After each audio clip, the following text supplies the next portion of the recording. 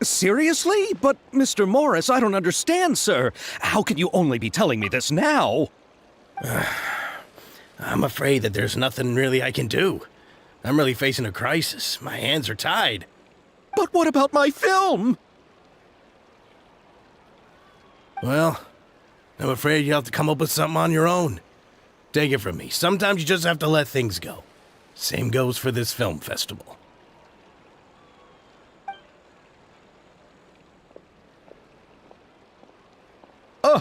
Oh. Hey, isn't that Xavier?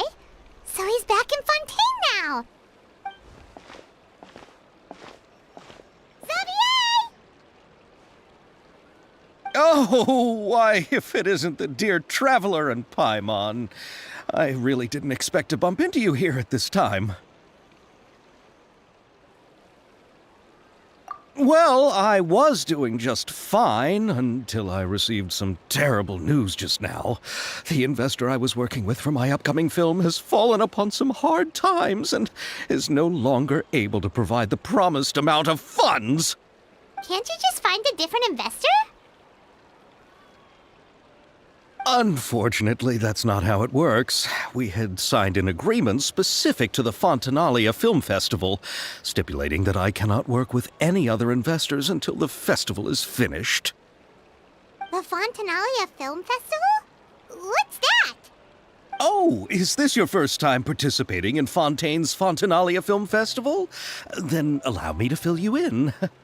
The Fontanalia Festival was established to commemorate the legendary Loch Knights, who went on a quest to search for the Oceanids and eventually welcomed the Hydro Arconageria.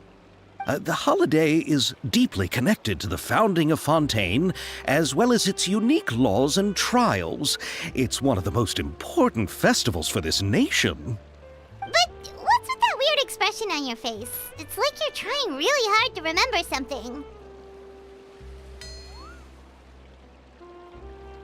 I was just trying to recall the exact description from the books, in order to avoid any unnecessary arguments over semantics. I usually try to recite things straight from the source. Well, either way, Paimon thinks she gets it now. It's just like the Windbloom Festival in Mondstadt, and the Lantern Rite in Lille.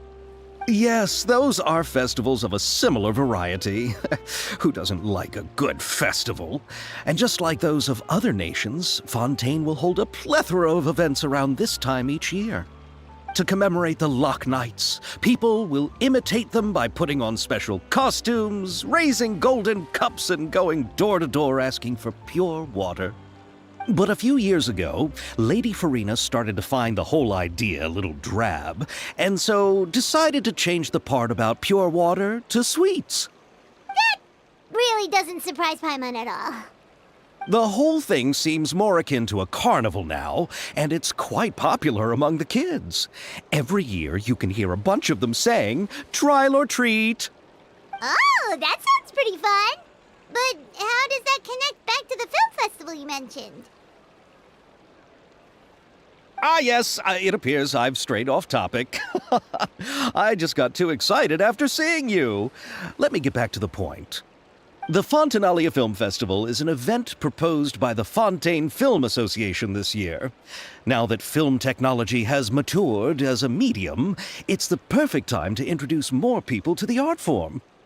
During this time, people may submit films to be evaluated, and the entry with the highest score will be given the Farina Award by the association. The what award? The Farina Award! You know, after the Hydro Archon. They coined it while Lady Farina was still in power, but even though things have changed, no one has made any motion to update the name. Perhaps everyone still thinks of it as a pretty appropriate name. Even though she isn't the Hydro Archon any longer, Lady Farina is still Fontaine's superstar. Anyone with eyes can see the way she shines on the stage. Huh. Alright. Guess the name does work pretty well when you put it that way. Oh, but who would have guessed there'd be an issue with the funding? How will I ever explain this to Miss Chiori? Not to say all the other actors who traveled all the way here from Inazuma. Chiori? Sounds familiar. Where have we heard that name before?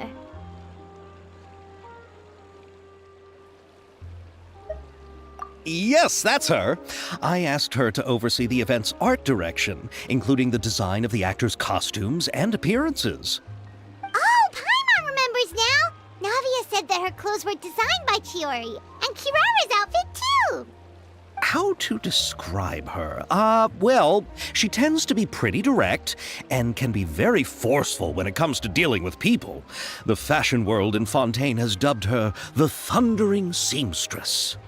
Her remarkable designs have led many Fontainians to become very interested in Inazuma. Anyway, Chiori is acquainted with all the actors I've invited from Inazuma. Without her help, I don't think I would have been able to get such an international cast for the film. She really is a kind soul. Who are the actors from Inazuma? Do we know them? Why don't the two of you accompany me to the Aquabus station to welcome them? Judging from the time, the Aquabus should be arriving shortly. Chiori will be waiting to meet me there as well.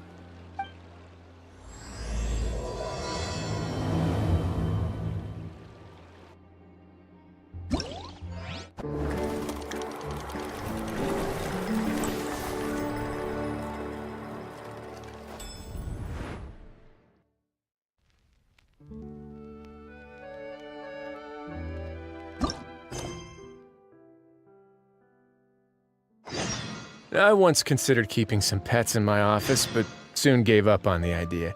It's just not right to keep small animals where they won't be able to see the sun.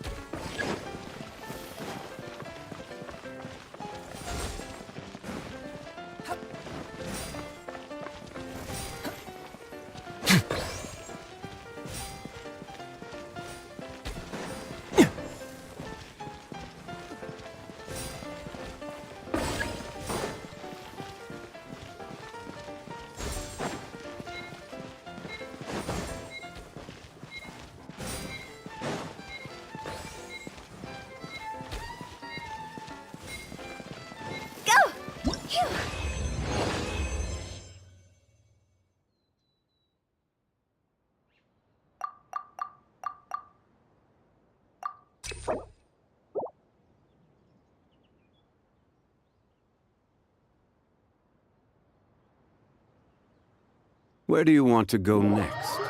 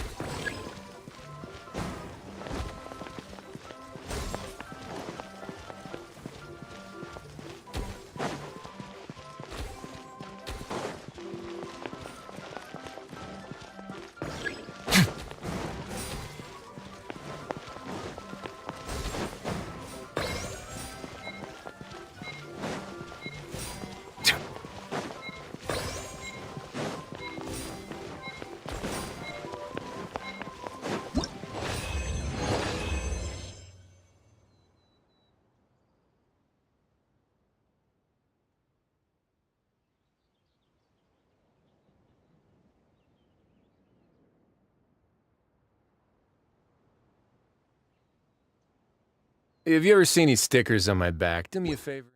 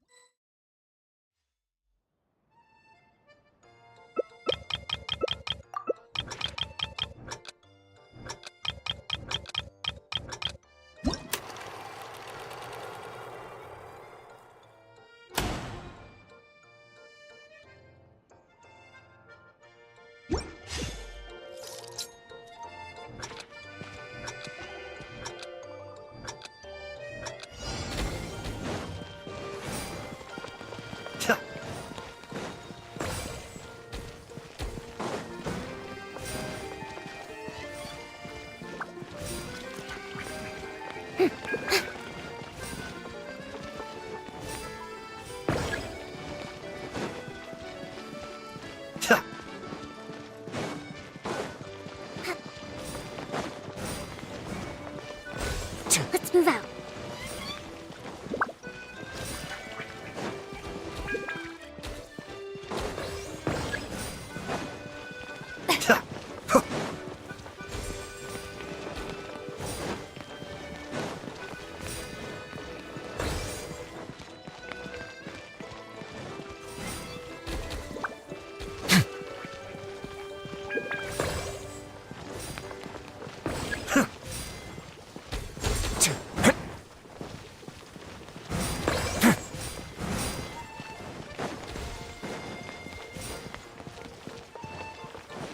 move out.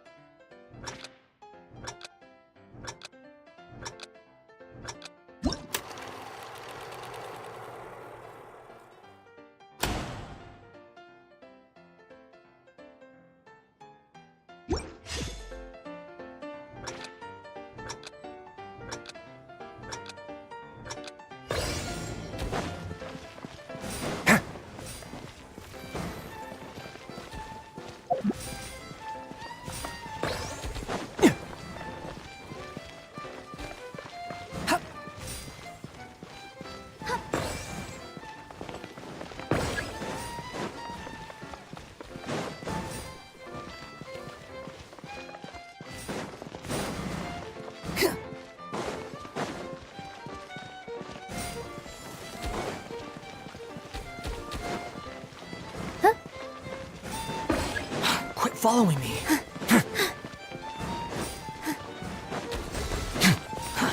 Too slow. Yeah.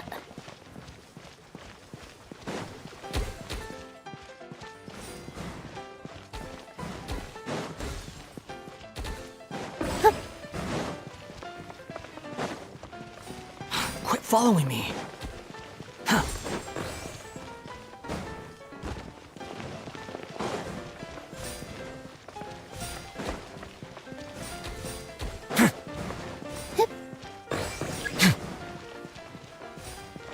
Quit following me.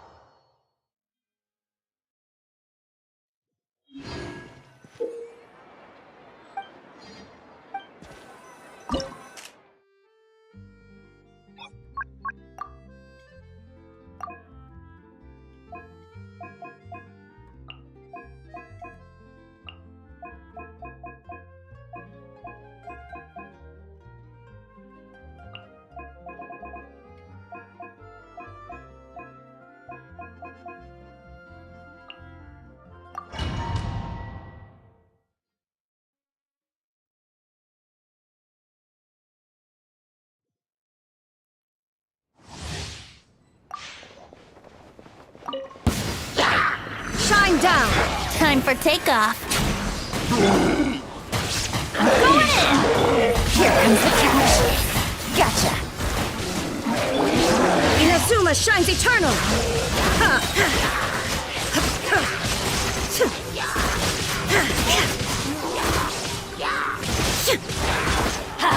Teamwork is dreamwork! Adventure time.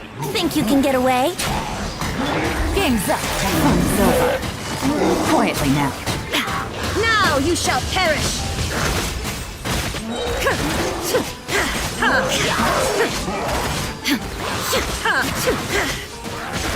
Illusion shattered! Time for takeoff. Off we go! I'm going in! Things are about to get dicey. Gotcha. Inazuma shines eternal!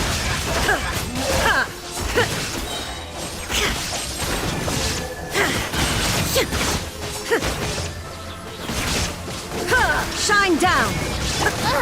Think you can get away? Let's play!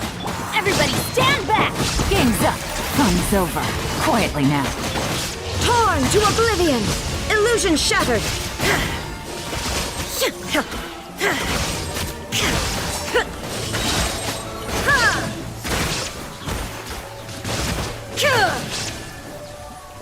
Time for takeoff. Adventure teamwork is dreamwork! Things are about to get dicey. Busted. There is no escape! Now you shall perish!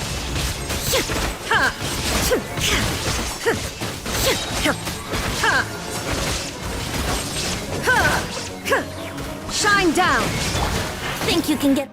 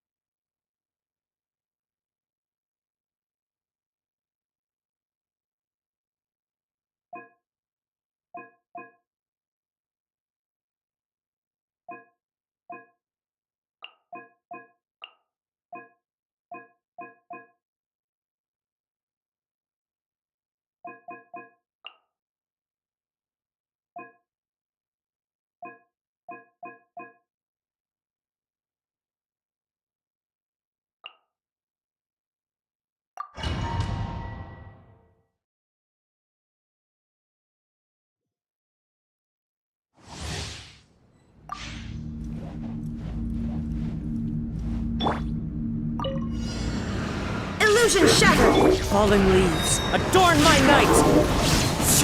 Remember, health comes first. The depths beckon.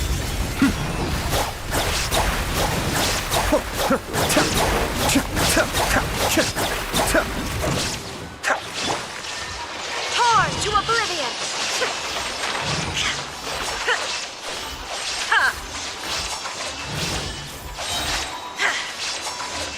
Taking a turn for the better.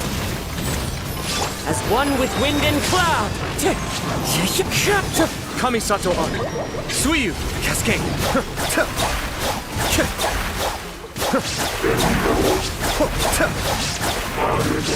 Shine down! Inazuma shines eternal!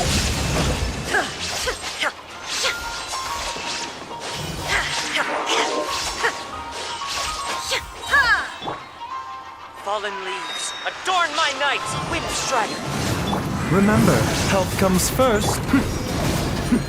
The depths beckon.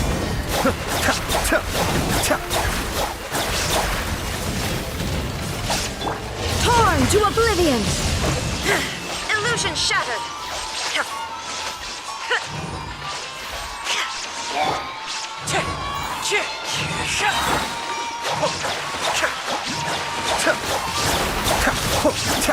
Clouds high, the birds call, wind strider! Seems like an emergency. Shine down! Inazuma shines eternal! Cascade.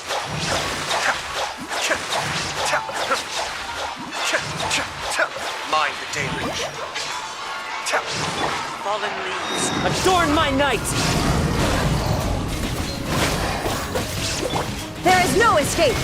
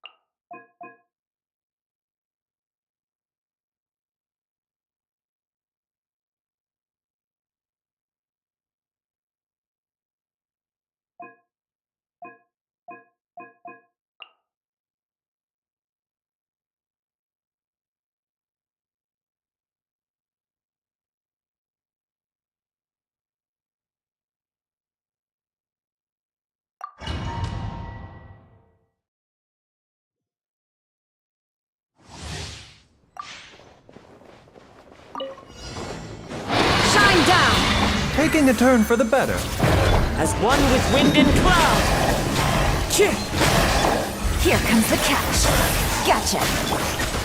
Now you shall perish!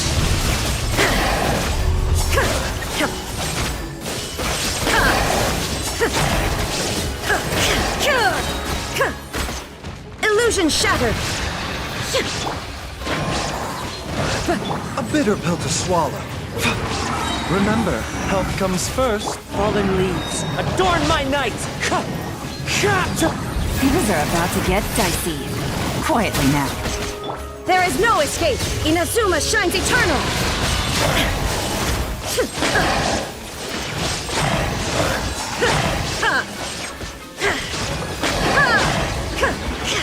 Shine down! Seems like an emergency. As one with wind and cloud. The wind knows me. Gotcha. Game's up.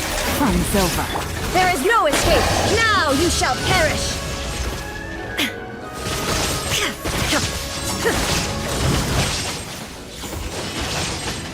Shine down! Remember, health comes first. Fallen leaves. Adorn my night. One with nature. Busted. Things are about to get dicey. Illusion shattered! Inazuma shines eternal!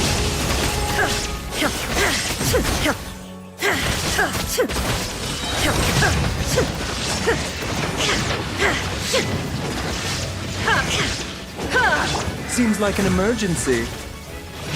Here comes the catch. Clouds high. The birds call. Now you shall perish!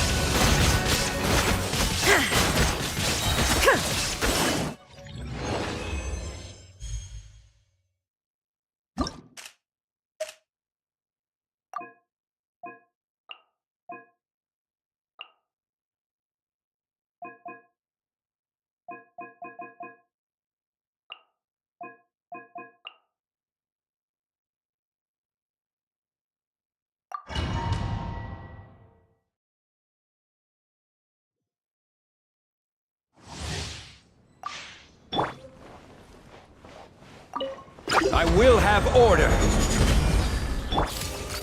Hey there! Coming to be. Gather. Witness my great undertaking. Attack! Feeling lucky? Umbrella warfare, I guess. Oh, coming through. Cha!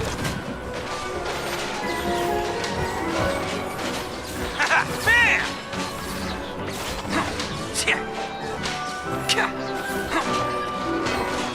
This is order. Burst forth. Feel this ancient power. Fire! Well, with rock, this one's got your name on it. Feeling lucky? It's showtime!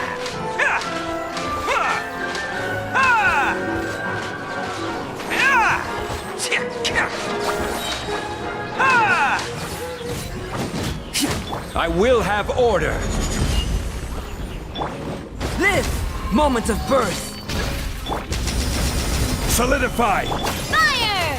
Well, with rocks. Umbrella warfare, I guess. Feeling lucky?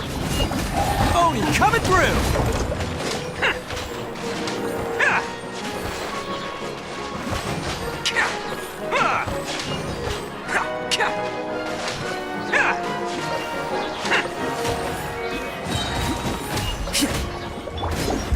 is order. Coming to be! Witness my great undertaking! A proper send-off from Messina with love. Feeling lucky? Umbrella warfare, I guess. It's showtime! Let's roll!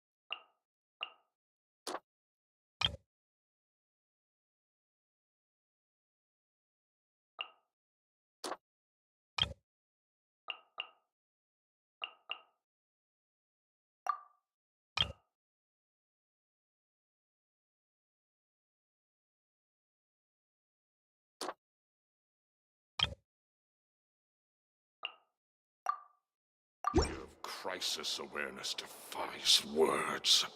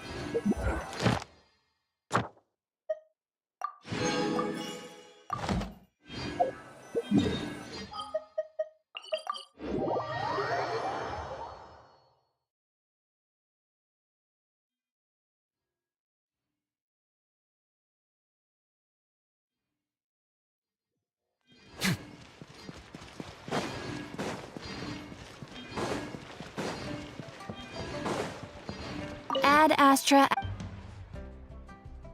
Thank you for Ad Astra.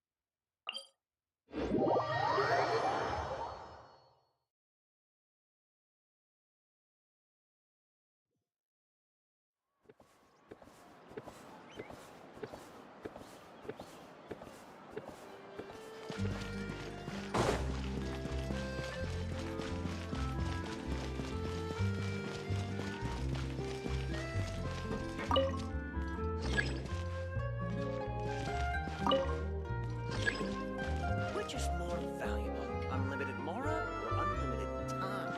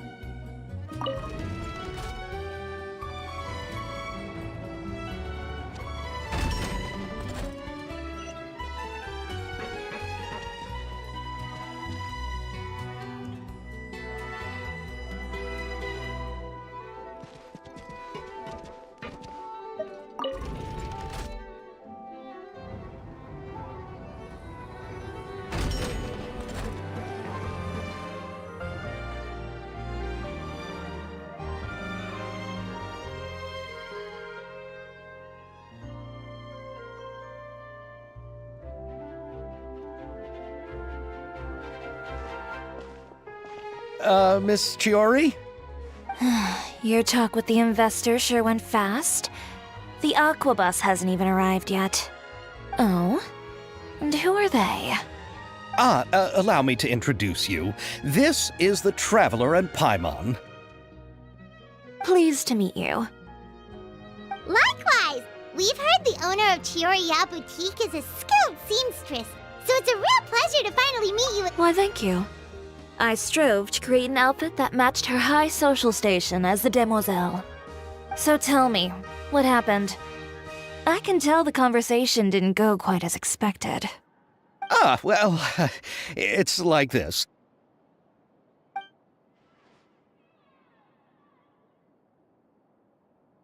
Ugh. I know, Chiori, you don't have to say it. You did remind me that this investor was a little bit sketchy. Yes, there's no doubt about that. But how could I pass it up?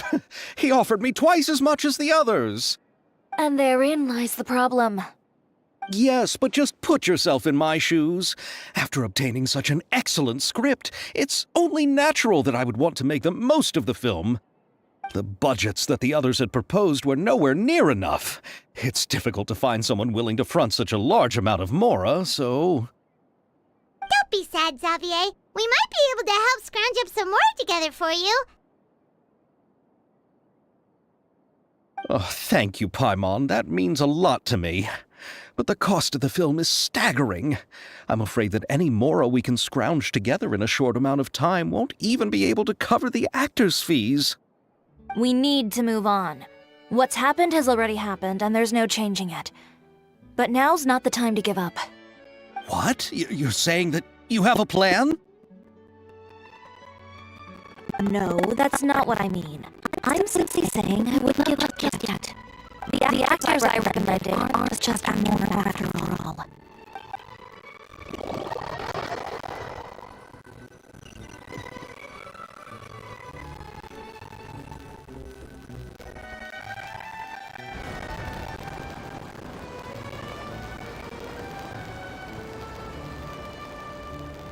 Really? Then where do you live? We Malazines live in Marcy Village. The only way to enter is from underwater. Oh, you must be pretty tired after work every day, right? I mean, you have to swim all that way just to go home. We are so thoughtful.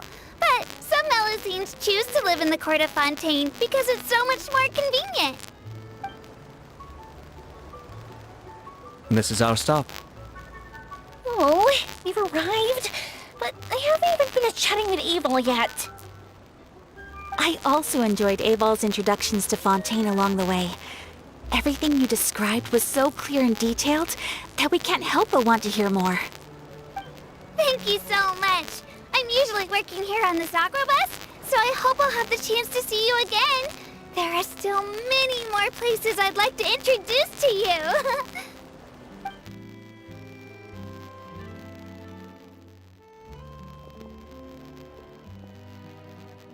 Welcome to the Court of Fontaine. Chiori, you sure have changed a lot. This is the first time we've seen you since you left Inazuma. I haven't realized it's been so long.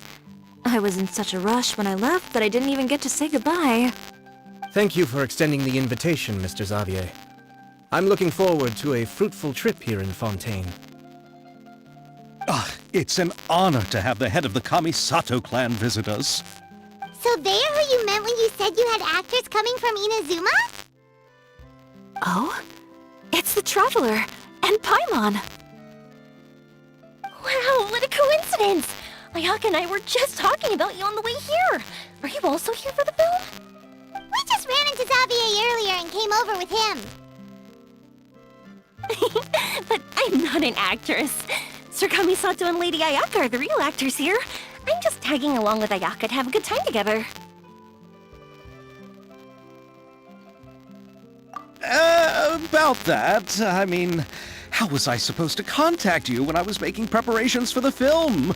I figured you were probably busy, and I didn't want to disturb you. So I could only keep you in the back of my mind while I sought other actors to play the lead roles in the film. I had been thinking about a surprise reunion with you during our trip here, but you still managed to surprise me first. Oh, so you all know each other already! My, what a coincidence!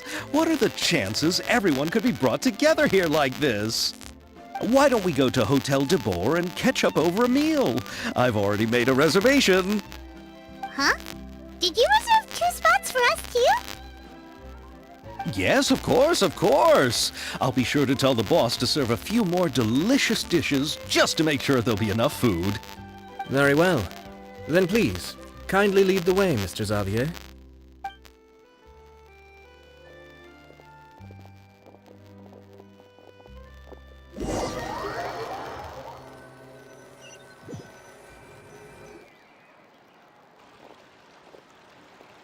Wow, the buildings in Fontaine are so tall. Just look at how big they are. And there's the fountain that Abel mentioned earlier. It really is a magnificent sight. And look at that huge spinning sphere! Where does it get its power? Wait a sec! Could it be one of those clockwork mecha we've heard so much about?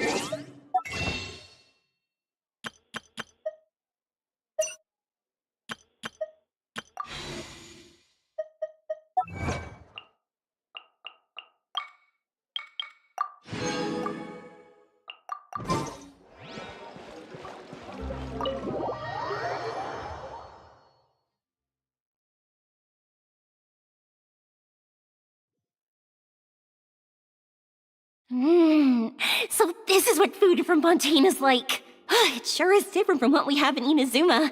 How should I describe it? It seems like you have to go through a lot more steps to make them. And the flavor has many layers too. Yes. When I first went to Inazuma, I actually thought the food there tasted a little too bland. It took some time for me to get used to it. Let's get back to the purpose of this trip for a moment, shall we? How have preparations for the film been coming along, Mr. Xavier? Well, I've already assembled most of the film crew. A lighting specialist, a prop manager, and a costume designer. I've also bought the copyrights from the novel's author. Oh, it's called The Two Musketeers, right? I read the script you sent me on the way here. The story is pretty good. Originally, I was planning to start filming as soon as Sir Kamisato and Lady Ayaka arrived in Fontaine, but I'm afraid I've run into a bit of a problem. Oh? What is it? It has to do with the film's investor, Mr. Morris. He suddenly informed me this morning that he's encountered some financial trouble and will be unable to release to me the amount of funding agreed upon. It's said that Fontaine's legal system is well developed. If he has violated the contract, then can't you simply take him to court over the matter? Well, I'm still more concerned about filming. Even if I were to take him to court, I'm afraid it would take months before the case could even be heard. Then, is there a way we could raise funds ourselves to solve the problem? I've considered that option too, but unfortunately, it's difficult to gather such a large amount of mora on such short notice. Besides, we have to consider the film festival's submission deadline. Mr. Xavier, if Ayaka and I were willing to perform for free, would that resolve the problem you are currently facing? What? No, out of the question. To have you come all this way just to act for free? Oh, no, that won't do. There's no need to worry, Mr. Xavier. My brother and I had actually intended to work for free after receiving your invitation. Inazuma has only recently reopened its borders, and needs to strengthen its relations and cultural ties with other nations. We didn't have many collaboration projects with Fontaine in the past, so we hoped this trip would serve as a good start for the future. Indeed. You could say that's the real reason why the Yashiro Commission agreed to come to Fontaine. I understand, but having you two act for free just doesn't seem right. Not at all. While we're officially here to conduct a cultural survey of sorts, we must express our sincerity if we want to establish formal cultural ties with your nation. This film will serve as proof of friendly cooperation and cultural exchange between Inazuma and Fontaine. It's my hope that the film can be finished and released as smoothly as possible. If you still don't feel comfortable with this arrangement, I would also be more than happy to be introduced to some other renowned individuals in Fontaine's literary and artistic circles. All right. I'll do as you say. Thank you so much. I'll make sure to cobble together enough mora now, even if it means selling my house, my camera, and every single family heirloom. Come on now, no need to go that far. I'll also help you out as a brand sponsor.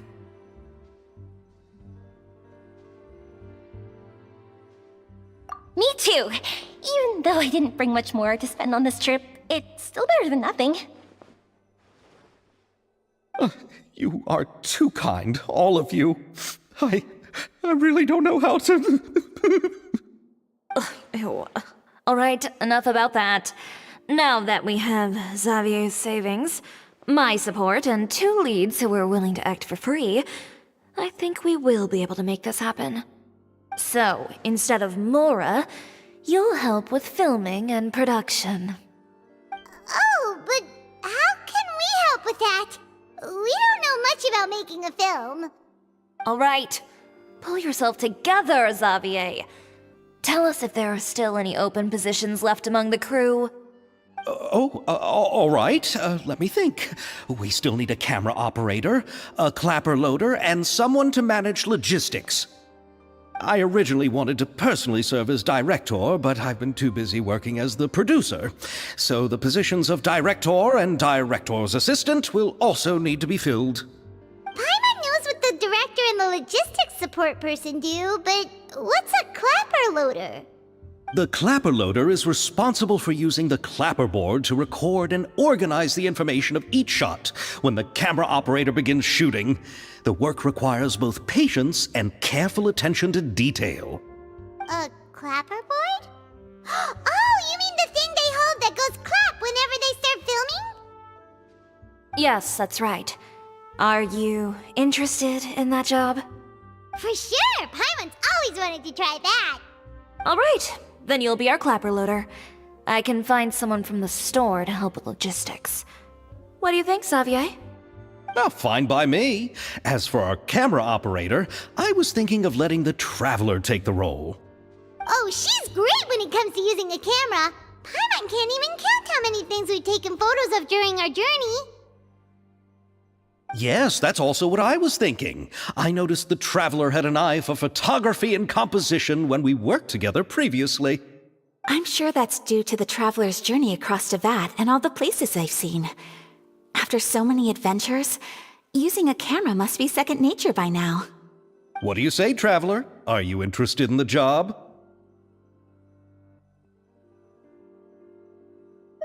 Thank you. It really means a lot to me. Come on, friend. Let me give you a big warm hug.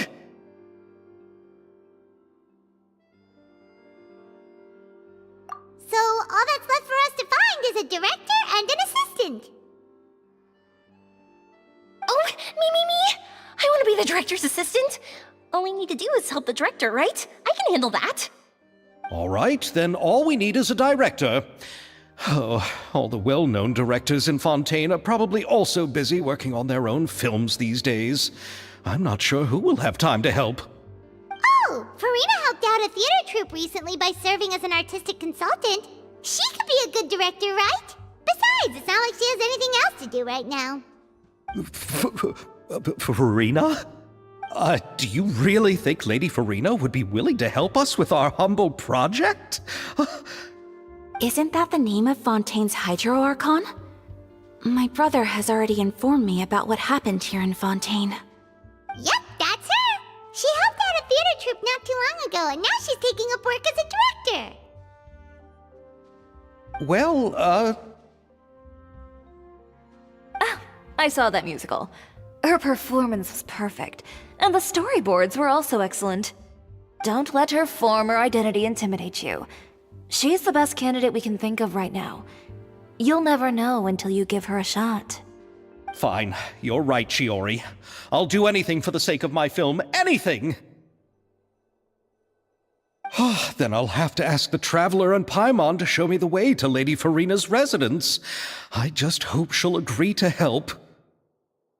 Do you need us to also come along? No, there's no need to trouble you with this. Besides, you've just arrived in Fontaine, and I'm sure there are many places you would like to visit. Just leave this task to me. It's part of my duties as the producer. Very well. Then we'll be waiting to hear the good news. I'll go with you. By the way, you might want to consider bringing a gift. And don't worry, we won't simply drop you off at Farina's place. We know Farina pretty well by now, so having some familiar faces there should help your chances. Besides, the whole thing was our idea in the first place. All right, then I'll start making preparations. As for the gift... A gift for someone who was once seen as the Hydro Archon. I wonder what she would like. I recall that Lady Farina once fancied a clockwork ring, so perhaps I should get another exquisite clockwork contraption for her. Huh? Can't we just bring some desserts, like the Fontanalia mousse? But wouldn't that be a little too cheap? She does like desserts, though. Isn't the Fontanalia festival happening right now? I heard Abel tell us on the Aquabus that Farina introduced the tradition of going door to door and asking for sweets. To do something like that, she must have a real sweet tooth. I agree with Yoimiya. If the gift is too fancy, it might actually make her feel more uncomfortable. Alright then, let's go buy some Fontanalia mousse!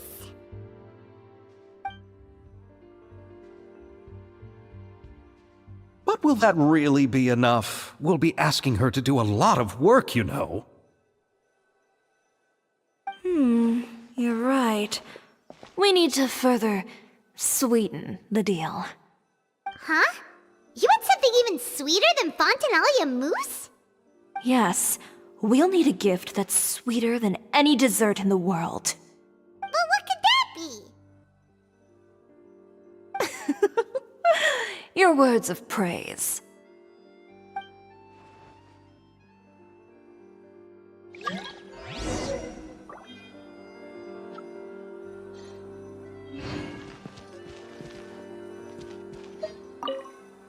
You go ahead.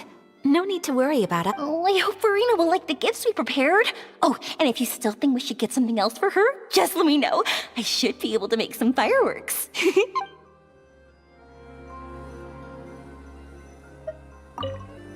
You go ahead. No need to. Oh, I hope Looking forward to the good news.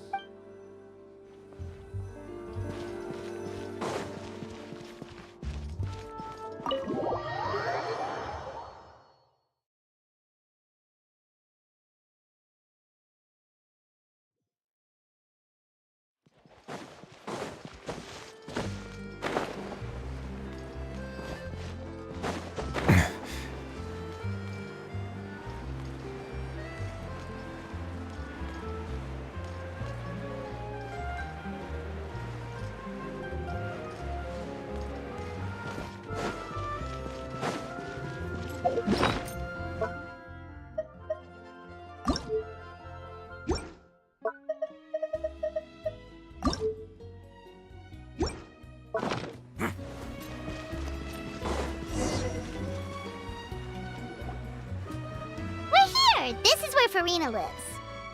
Okay, I'll go knock on the door.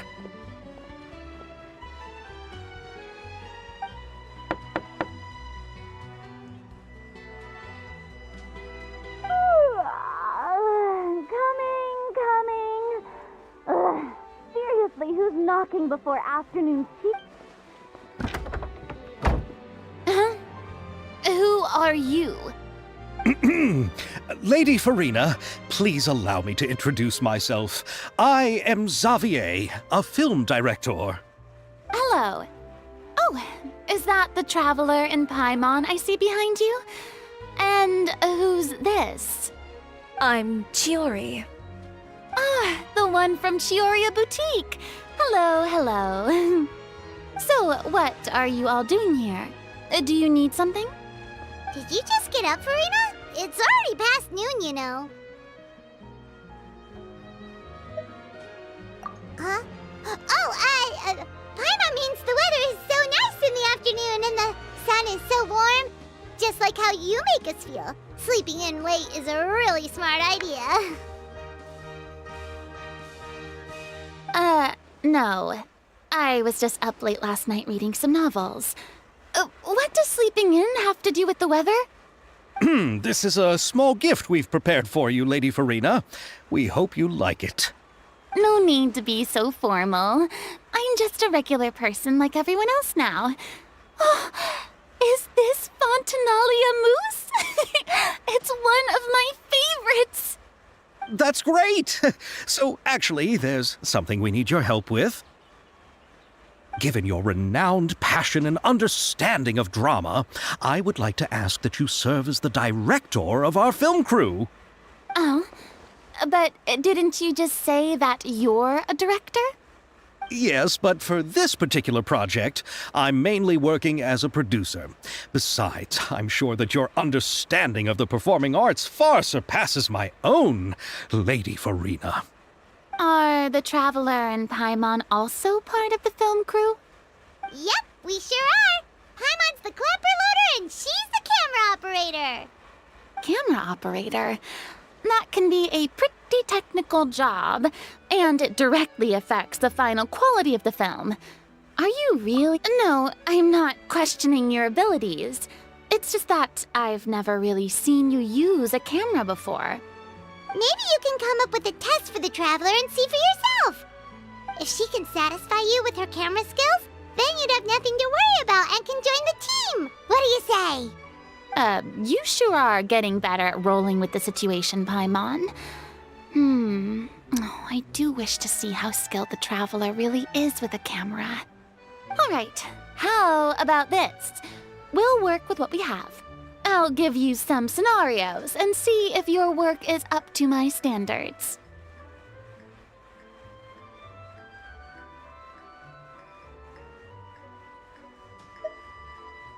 Very good. It's essential for the camera operator to understand the director's vision. I'll make my decision after seeing your work. Are you ready? I have high standards, you know. Okay, grab the camera and I'll give you a scenario.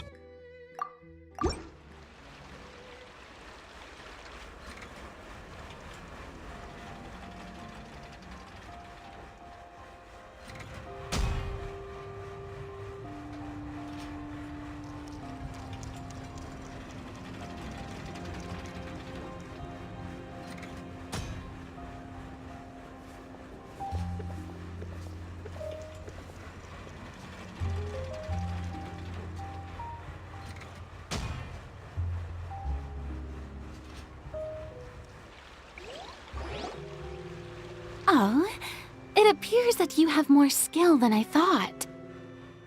All the shots had a great composition, and I could really feel a connection to— Yeah! Does that mean you agree to be our director, Farina? Did you think I would agree just like that?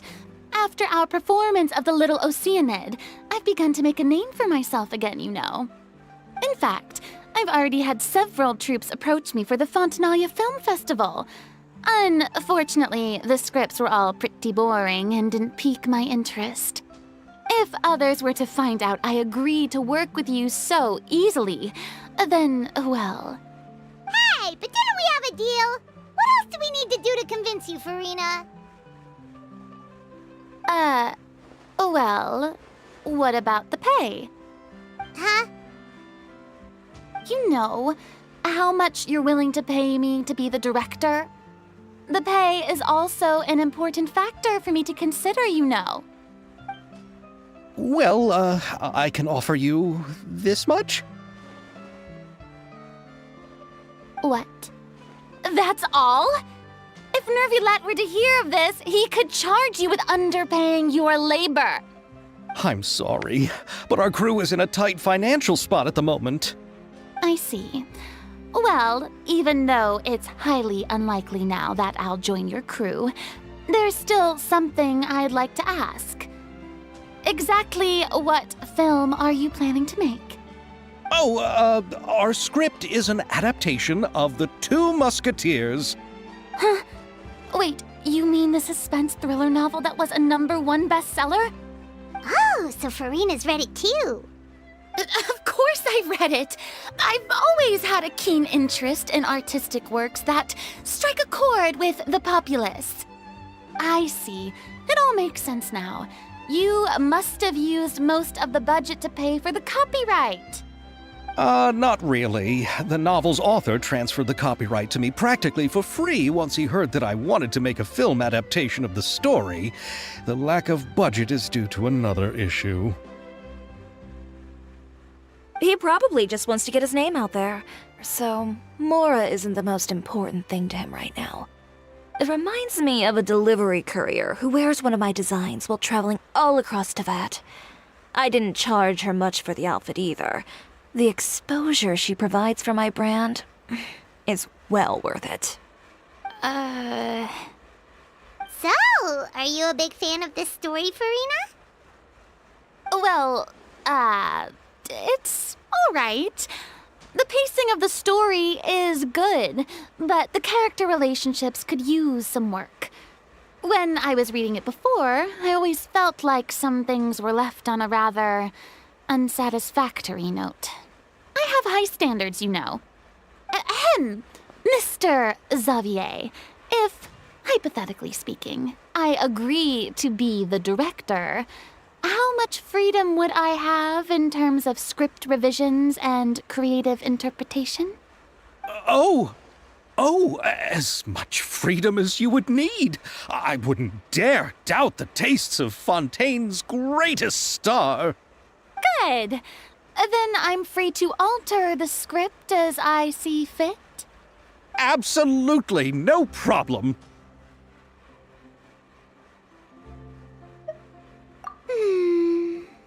All right. It seems that your crew really can't go on without my care and direction. So, you agree? Yes, I agree. Although the pay is well below what someone of my caliber deserves, a great script calls for a great director. I mustn't let a perfectly good story be ruined due to lack of funds. If you have fine cheese and bread, you wouldn't just let it sit on the counter and get moldy just because you lack an oven, right? Oh, Hydro Archon above! I'm not dreaming, am I? Somebody pinch me. There's no more Hydro Archon, you know. And it's still a little early to celebrate. There's a lot that goes into shooting a film. Although the trickiest tasks of finalizing the script and casting the actors have already been taken care of, we'll still need to reserve filming locations. Not to say set up lighting and props. And by the way, since we'll be filming The Two Musketeers, we'll need to find an action choreographer. Ideally, a professional who has actual experience with muskets. Yes, I've thought about this as well. I was hoping that you might know someone who could handle the job. Me? If this was before, I could have simply asked Glorand. But it's already been some time since I last talked to her.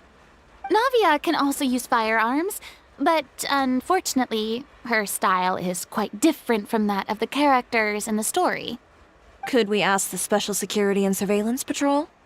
Oh, you mean the Special Patrol's Musketeers? Yes, that's right. They work with muskets every day. I can't think of anyone more qualified than them. They would be under Nervilette's jurisdiction. Unfortunately, I, don't have any connection with them at all. So, in the end, we still have to start by talking to Nervilette. No need to go to all that trouble. I know their Captain Chevres. Oh, you do? Wait, Chiari, how do you know the captain of the Special Patrol's Musketeers? No particular reason. Running a business means dealing with some trouble from time to time, and she's helped me out on a few occasions. In return, I've helped her handle a few situations in which the Special Patrol couldn't get involved directly. So, we've gotten to know each other over time. So you're saying there's been times when the Special Patrol needed a fashion designer to handle a situation? Your work is becoming more and more mysterious. It'd be best to keep it that way. Anyway, enough about that. What do you all think about asking the captain to be our musket action choreographer? She sounds professional enough. She is a captain after all. I have no objections. But I imagine the Special Security and Surveillance Patrol must be busy with their duties. Do you think she'd really have time to help with shooting a film? And then there's the issue of pay. Well, it just so happens that she's also not the kind of person that's just after Mora. As for whether she has time, I'll have to go and ask her first. Then I'll leave that to you. Macaroni's on sale today, so I've got to go. You can just tell me how things went when we discuss tomorrow's plan later. No problem. Having Farina join feels like a big boost to our team! Of course. Just wait until the day of our premiere. you'll witness the true power of my name in these lands. You'll be so glad I agreed to help. I can guarantee that even the standing tickets will be sold out. I'll be sure to ask some people I know to see if they'd be willing to act as extras. Seems like you're finally getting more comfortable with your own reputation now. I didn't ask for the Clapper Loader's commentary, Paimon. Then let's get going. I happen to know where Chevreuse is today. By the way, I'm curious. If my pay is so low, then what about our 2 lead actors? Didn't they travel here all the way from Inazuma? Actually, they told us that they see the trip as part of a cultural exchange, so they didn't ask for any pay. What? So is every person in Tevat who doesn't want money gathered here to shoot this film? Don't tell me Chiori isn't being paid either. I already knew Xavier from before, and he's also agreed to give my brand some good exposure. It seems the gods have really smiled upon you, Xavier. And that certainly doesn't include me, mind you.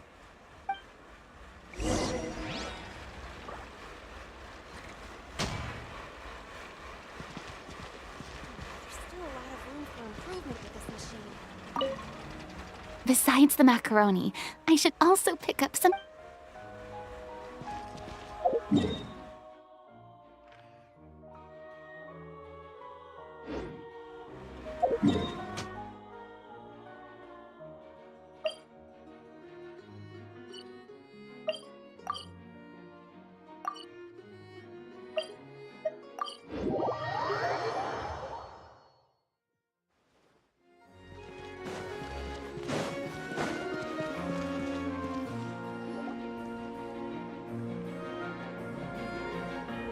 All right, this is the place.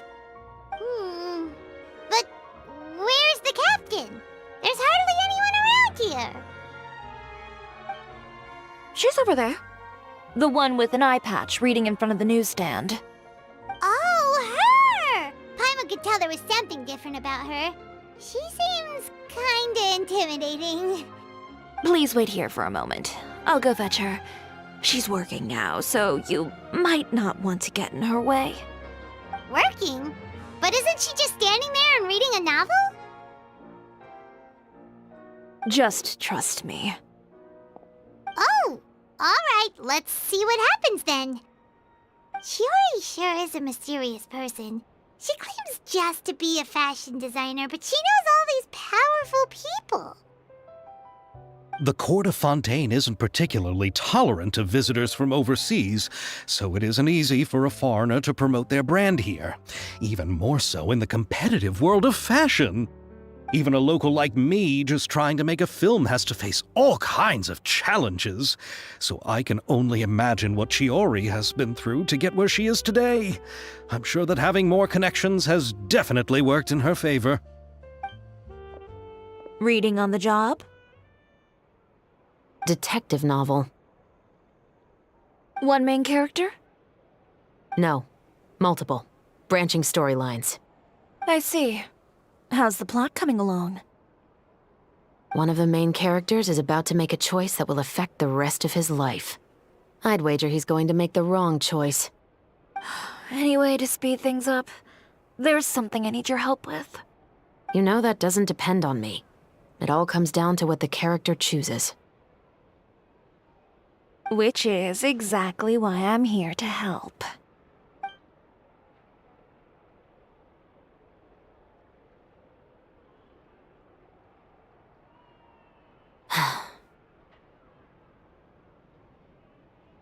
All right. It appears he made the wrong choice in the end. Halt! Huh? What's going on?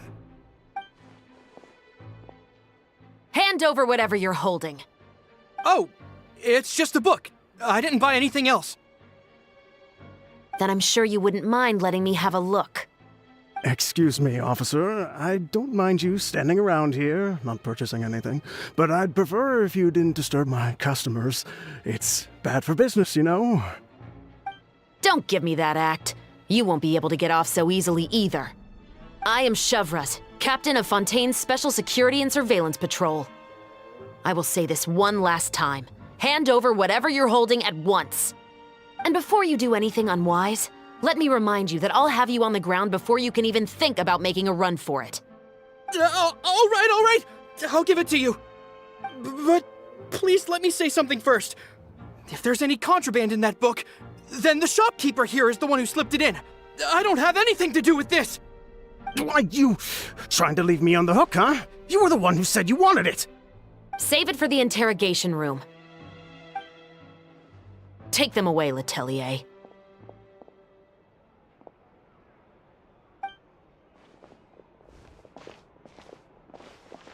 What's going on here? One second you're reading a book and the next you're escorting people away! And who are... Oh! Aren't you the traveler who's been all over the papers recently? Chiori, I'm assuming what you wanted to ask me about has to do with them, right? Maybe I can let you in on what's happening then. Now that Vacher has been brought to justice, no new shipments of synth will be made and distributed to sellers. The Fontaine guards have been busy collecting the remaining synths still circulating on the market. Thanks to a tip from our reliable source here, this should be the very last batch. Oh, so you were pretending to read a book in order to catch the bad guys! Oh, Paimon almost forgot to introduce ourselves. Paimon is Paimon, and this is the Traveler and Xavier! Hey, I'm Chevraz. You probably already heard me introduce myself, so I won't bother repeating it. Yeah, why didn't you make a move as soon as you had the chance? Were you worried that my intel wasn't accurate? No, I wanted to see if the shopkeeper would turn himself in first. All he had to do was come up to me and say that he didn't know where the synth had come from. If he did that, then I wouldn't have had to press charges on him. He had the whole day to turn the synth over to Chevraz. But instead, the moment I came up and blocked Chevraz's line of sight, he took the opportunity to sell it off. Yep, he made the wrong choice, even though the right choice was right there in front of him. But you knew they wouldn't make the right choice. Yeah, I knew. I was just hoping I'd be wrong for once. Enough about that, though. What did you want to ask me about? Oh, you see, it's like this.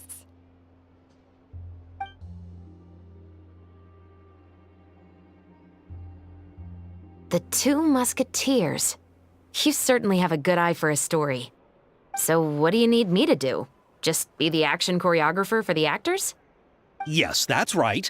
I want to make sure we get all the details right. I want the actor's posture and understanding of firearms to be as realistic as possible.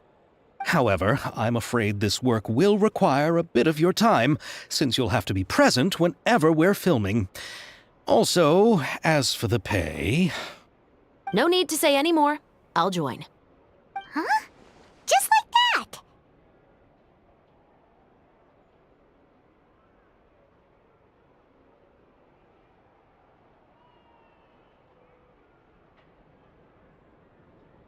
What Bullchecker is really saying is, if you want to fight the Oni King, you have to go through Sky Cleaving White Iron Lavender Melon first.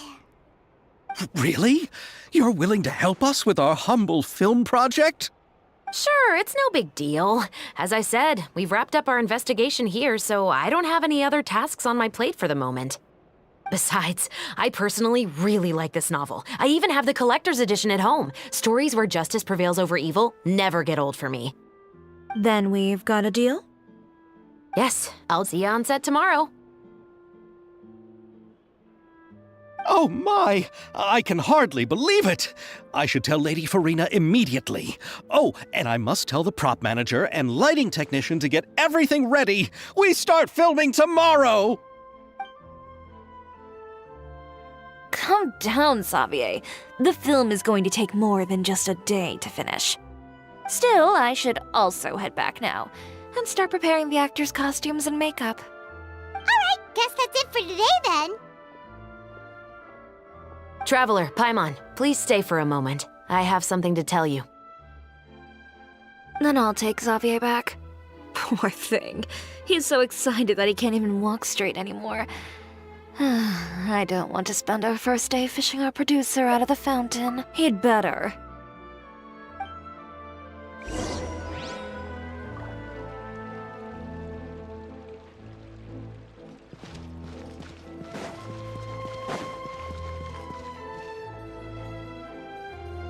So what did you want to tell us, Chevres?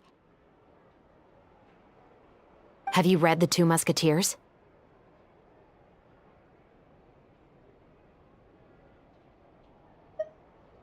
The story is about a pair of children born into the household of a baron and their struggle to survive together and take revenge for their mother. They were raised at the baron's estate, where their mother worked as a maid. The two were illegitimate children that the baron had with the maid, so they were never treated well by anyone. One day, upon returning home, they found their mother had been murdered and left dead on the floor. It was quite evident that the culprits were the other members of the baron's household, who never had any kind words to say to them. However, the baron was able to exert his influence and keep the whole thing under wraps. The mother's death was eventually deemed as a suicide, and there was no chance of bringing her murderers to justice.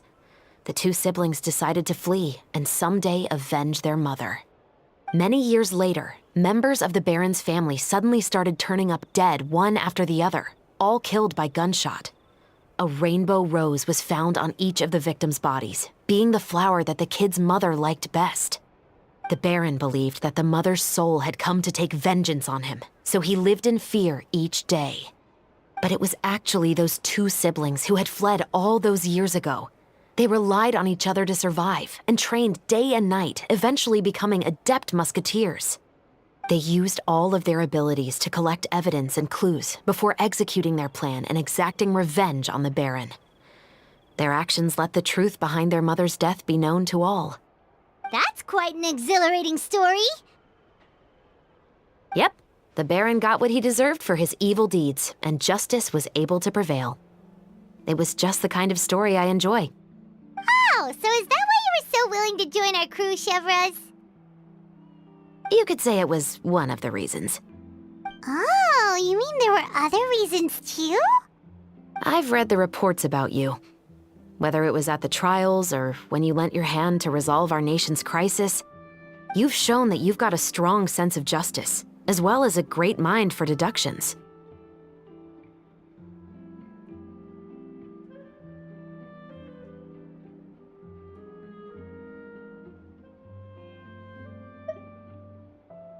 Yes, you're as sharp as I expected. It seems you've experienced many similar situations before. There's been a recent murder case involving muskets. The perpetrator's methods appear to be very similar to what is described in the novel. Huh, really? But Paimon didn't see anything about that in today's papers. The Marechaussee Phantom hasn't yet released any information to the public because the investigation is currently at a standstill. The murderer is extremely cautious. A murder involving firearms? But not that many people use those in Fontaine, right? Impossible. We perform a routine inspection of our firearms and ammo reserves every day. If one of the weapons had been fired, it would stick out like a sore thumb. Besides, I trust the members of my platoon. However... Well, that's all I can disclose about the case today. Huh? What do you mean? I hope you all can go back and get some shut-eye. You can decide tomorrow whether or not you'd like to join the investigation with me. I'm aware this might not be the ideal time to add more to your plate, but the more capable people we have, carrying out investigations isn't actually supposed to be our responsibility. Our job is to apprehend the perpetrators. Finding them is really up to the Marechaussee Phantom. You could say I'm taking part in the investigation out of personal interest. I don't want people to see muskets in a negative way, and also, I'm concerned about the similarity between the crimes and the story. You mean they might be connected somehow? I suspect so. Just to make myself clear, this is not an order, nor is it a deal of any kind. It's a request, nothing more. If you two have any interest in the case after we finish filming tomorrow and are willing to assist me, then I would be most grateful. What do you think, Traveler?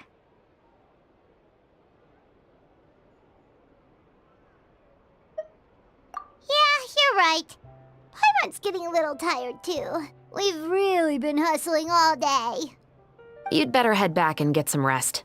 It's good to keep a calm mind, especially when you're about to make an important decision. Otherwise, when the moment comes, you might end up like that shopkeeper and not even realize that the right choice is right there in front of you.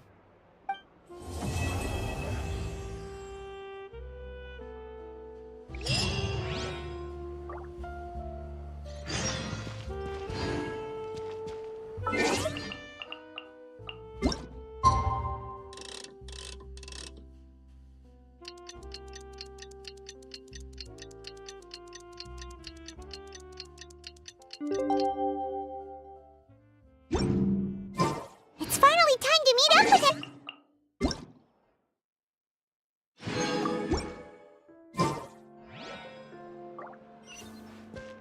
If Paimon remembers right, we're meeting at Hotel de Boer. Let's get going!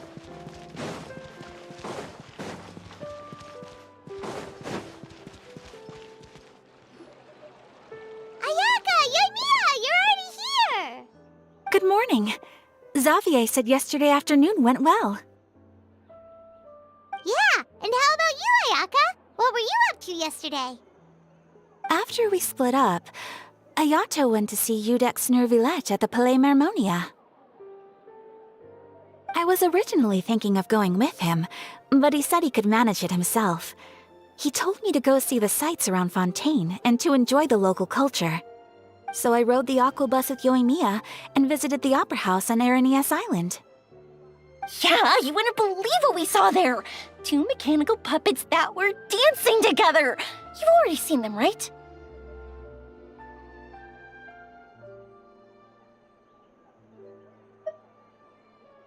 Yeah, those two! Amazing, aren't they? We sat and watched for quite a while. It was mesmerizing, like we could keep watching them forever. Oh, it was the same for us the first time we saw them, too! Afterwards, we went swimming at the beach! Well, diving, to be exact. It was the first time I ever breathed underwater! I held Ayaka's hand and we counted down together.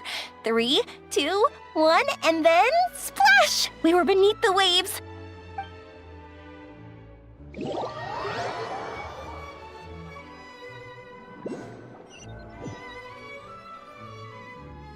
At first, I didn't dare to open my mouth. But once I couldn't hold my breath any longer, I decided to take a big breath in. Turns out the water wasn't as salty as I imagined. It didn't really taste like anything at all. Before I knew it, I was breathing like normal down there. It was an amazing feeling. Ayaka said I was too nervous and needed to loosen my grip. She got used to everything way faster than I did. I knew that the Traveler could do it, so I had no doubt we could do it too. That helped me feel at ease as soon as we dove in. The underwater world in Fontaine truly is beautiful.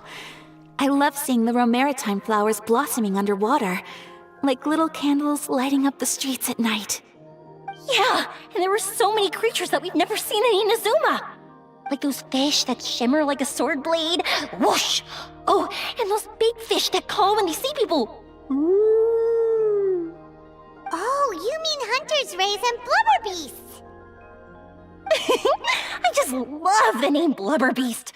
Just wait till Pops and the others hear about this. They probably won't believe a word I say.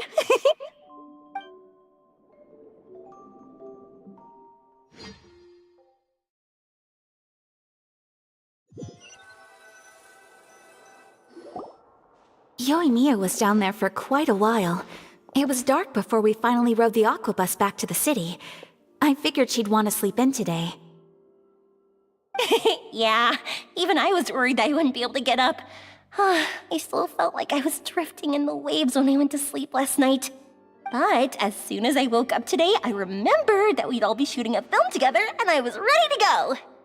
Speaking of the film, where's everybody else?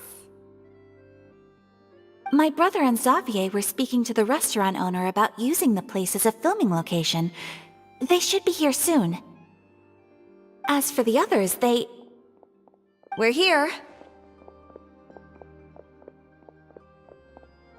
Please excuse my tardiness. I just finished the Special Patrol's 6-mile morning jog. Wait, 6 miles? I'm so tired. I heard you all chatting, so I decided to come down. I sure could use some of that endless energy everyone else has. Good morning, everyone. Boarding. Can someone fetch me a cup of coffee? More milk, hold the sugar. Sure, I'd be happy to do that for you. No, you can't go anywhere. Please, have a seat over here so I can get started on your makeup. Ugh, the last thing I want is coffee stains on my costumes. I can get the coffee. It's the perfect job for an assistant.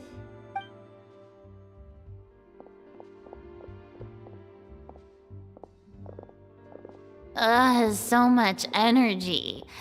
Seriously, what's her secret? Oh, Yoimiya's always like that. But you sure look exhausted, Farina. It's because you're not used to waking up so early, huh? Of course not. I spent the whole night reading the novel from cover to cover, marking sections that either need to be omitted or adapted. Wow, Paimon didn't expect you to be so thorough. Well, I was the biggest star in all of Fontaine after all. It takes more than just a pretty face to earn a reputation like that. I know how to get serious when the situation calls for it. I went all out when I was acting as an Archon, so why wouldn't I do the same for my own life? Here's your coffee, Director Farina.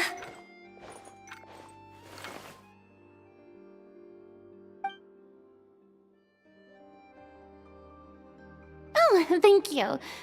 The sound of being called director and the aroma of coffee feels almost as refreshing as hearing the birds chirping in the morning. Oh, it seems everyone has managed to arrive on time. We've reached an agreement with the restaurant owner. We are free to use the second floor to shoot our film. Really? That's great! He is really looking forward to our film and hopes that providing his restaurant as a filming location will attract more customers. Well then, Mr. Xavier, I'll leave the rest to you.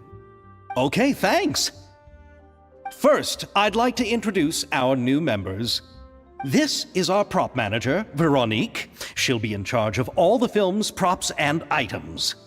And this is Bonneau, our lighting technician. He'll be in charge of lighting and illumination to set up each scene's atmosphere. Wow, sure feels like we have some real professionals joining the crew now. First of all, please allow me to first express my sincerest gratitude to everyone in the crew. When my investor informed me yesterday that he wouldn't be able to provide the funds, I really thought that this was the nail in the coffin for this film. I had no idea that I'd find so many people willing to help me on such short notice. Thank you. Thank you all from the bottom of my heart. No need to be so cordial, Mr. Xavier. We're all honored to be a part of this. Your works made a profound impression on me when I saw them back in Inazuma. I am sure that someday, this film will be remembered as a prime example of cultural exchange between Fontaine and Inazuma. Yes, the story is the reason I agreed to join. I can't bear to even imagine what this film would look like without the very best director. Anyway, I would like to make a promise to everyone that as the producer of this film, I'll do whatever I can to ensure that everything goes as smoothly as possible. This is not just my film. It also embodies the thoughts and feelings of every person here, as well as the endless effort we are about to pour into it. So, without further ado, the Two Musketeers will officially begin filming now! You may take it from here, Director Farina. All right, listen up, everyone.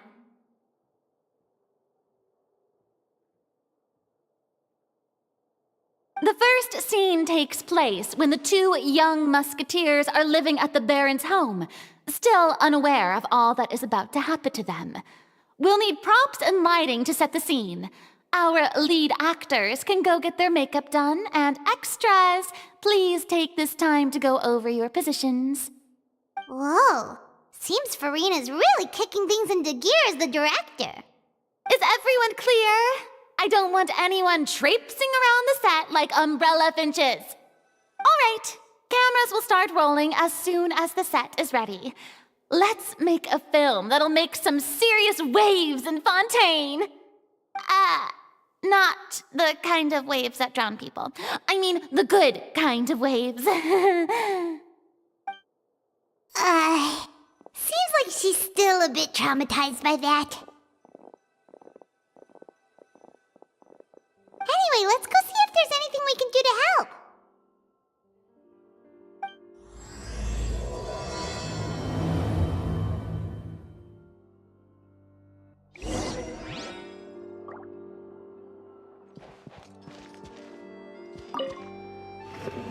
How about here? A little more to the left. You got it. Hey, Yoimiya, do you need a hand? No, I'm fine. You know, doing the lighting is kind of like designing a fireworks show. It's interesting to imagine what kind of atmosphere the lights will create. I heard that the Traveler will be operating the camera and Paimon will be the clapper loader, right?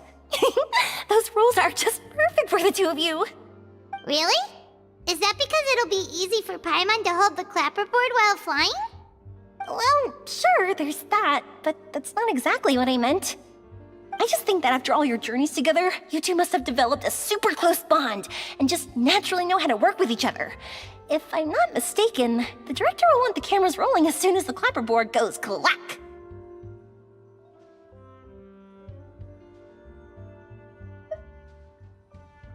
Oh, I see! It's amazing to see the magic behind filmmaking. Yoimiya, we need lights over there, too. Oh, on it! I've got to get back to work. Chat with you later. Oh, it's exciting to see so many people working together to bring the film to life. Seems like Yoimiya's really getting into it. But she was right. We do have a super close bond, don't we? Paimon's really happy to hear that.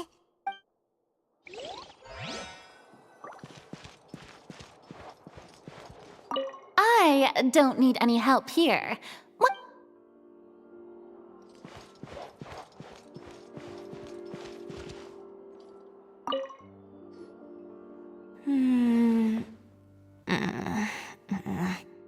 Ayaka has mentioned you to me before. She said that you two were great friends when you were kids. No talking. I'm thinking about how to do your eyeshadow. Ah, yes. To help me really look the part. To achieve a more young and naive look for this scene. Are you saying the wrinkles around my eyes are too deep? You just have too much of a calculating look in your eyes. You sure don't mince your words. It seems you really haven't changed much. Quiet.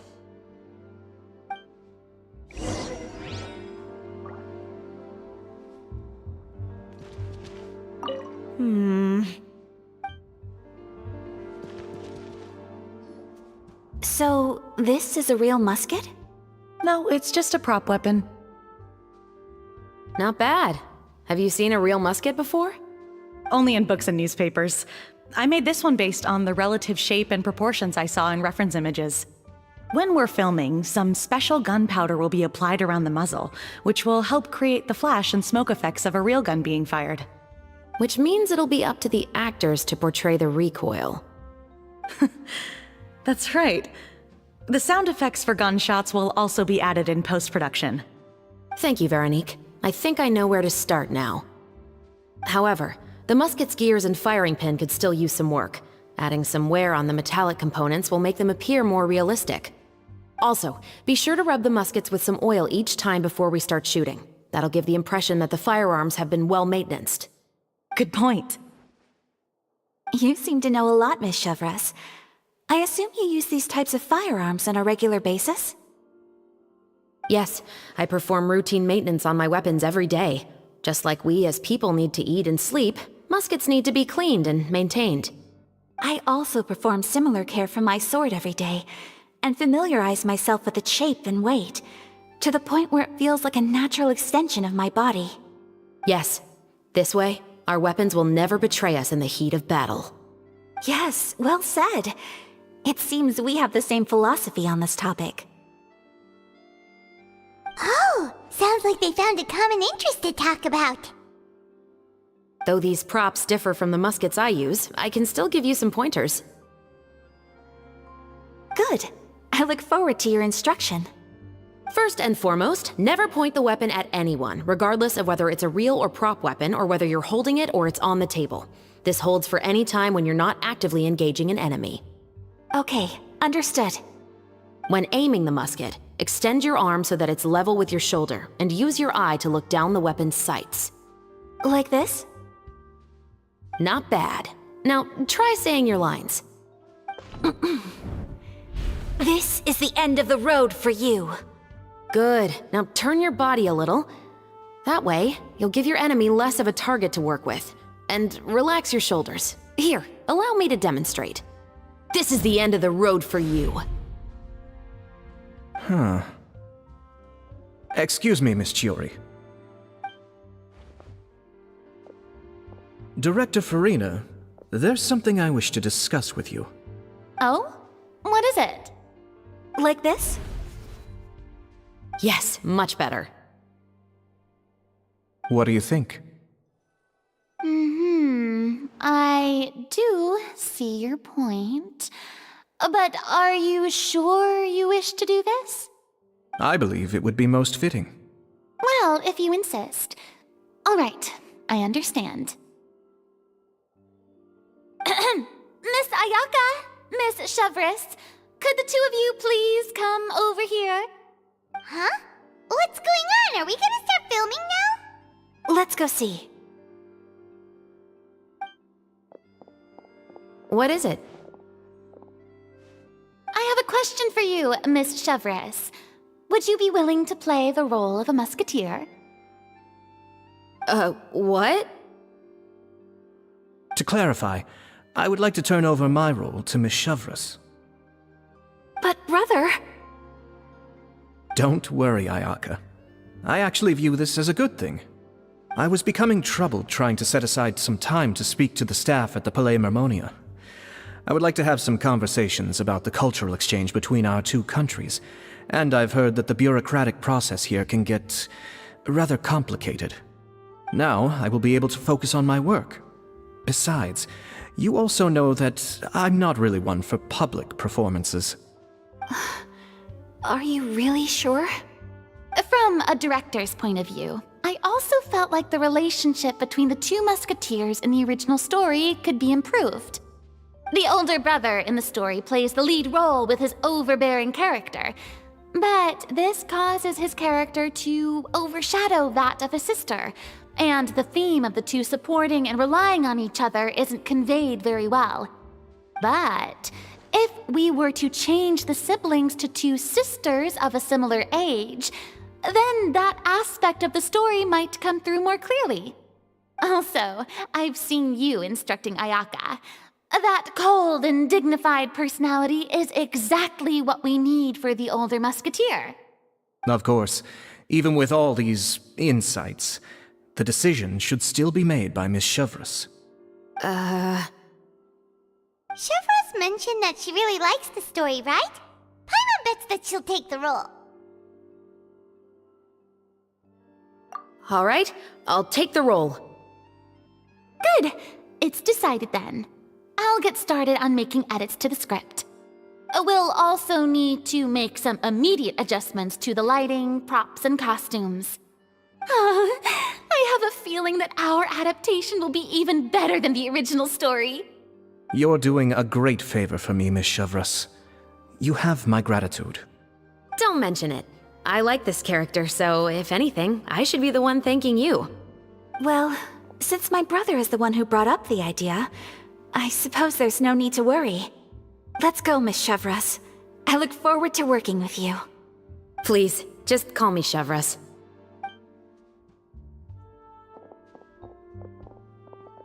Seems like you're really going out of your way to solve the problem I was having with your makeup. Surely you jest, Chiori. I assure you that I was mostly motivated by a desire to spend more time on formal business. Oh, come on. You really think I'd buy that? According to what I've heard from Ayaka, her brother is someone who can juggle 10 different matters at the same time. I'm sure you have other reasons for backing out. Perhaps. Ayaka always said she wanted to go out and see more of the world, just like the Traveler. But I feel that she needs not only to see other nations, but also to make some different kinds of friends. I think it would be harder for her to make new connections with me constantly by her side. I would like to give her some space. Alright, go on. Spoil her some more. Ayato! It's too bad you're stepping down from the role. Paimon really wanted to see you act as a musketeer.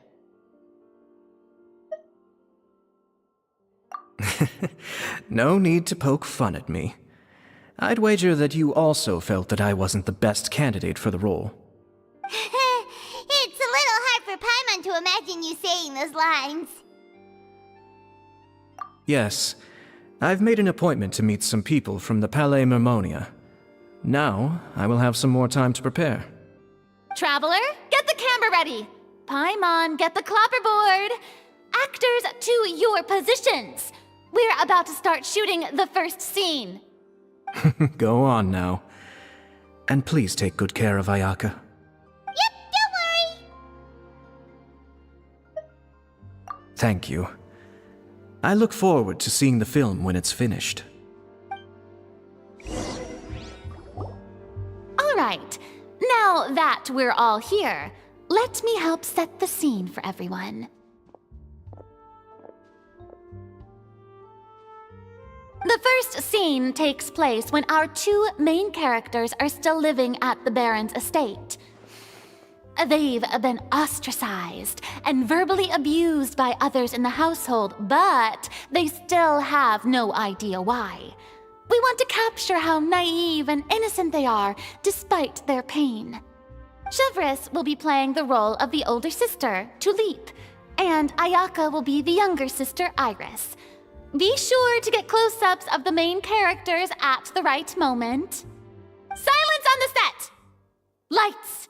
Camera! Action! Let's go! Tulip, Mother's been out for quite a while now. Perhaps she went to pick some flowers on the way home. You know how she loves flowers. Iris, Tulip, I'm home! Mother! You were out for so long, we were beginning to worry about you. Oh, I'm sorry, but I'm back now, safe and sound. Here, I brought your favorite treat, apple turnovers. Mother, what are those bruises on your hand? Huh? What bruises? Oh, I must have bumped into something while I was working yesterday. But I didn't notice them this morning.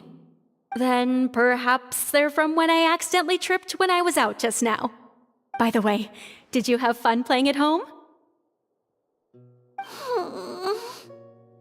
What's the matter, Iris? Well, we've realized that no one really wants to play with us. They even took Iris's doll and spat at us.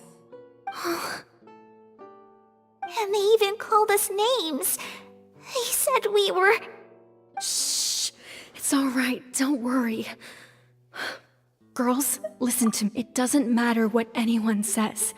Don't listen to them. No one can define you with such words. You both have wonderful lives ahead of you. Just like your names. You will both blossom like beautiful flowers. Maybe your time to blossom hasn't quite come yet, but one day, you two will bloom more beautifully than anything else. Don't let the soil you're in now ruin your future beauty. Understand? My dear daughters. And cut! Not bad. The actors' emotions were all on point. Let's keep that take. Also, If our clapper loader could avoid shouting at the start of the scene next time.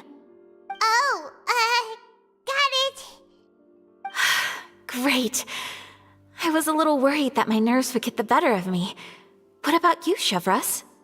I felt fine. The lines weren't too difficult at all. Seems like Farina must have adapted the role nicely. You two were great. I couldn't tell it was your first time acting in a film. You should have more confidence. Thank you for your encouragement. Positions, everyone! We'll move on to the next scene after we try a few more camera angles.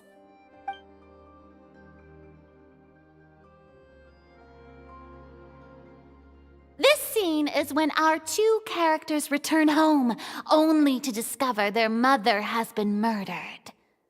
Ready? Lights! Camera! Action!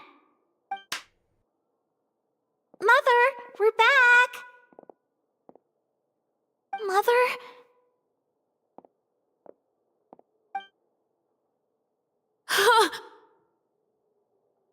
What's wrong, Tulip? Iris, stay away! Huh? Why? What's... Mother! Mother...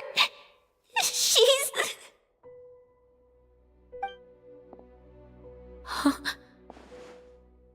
There's poison in this cup. Huh? I could have sworn I've seen this kind of cup before. Those aristocrats. They didn't even try to cover up their actions.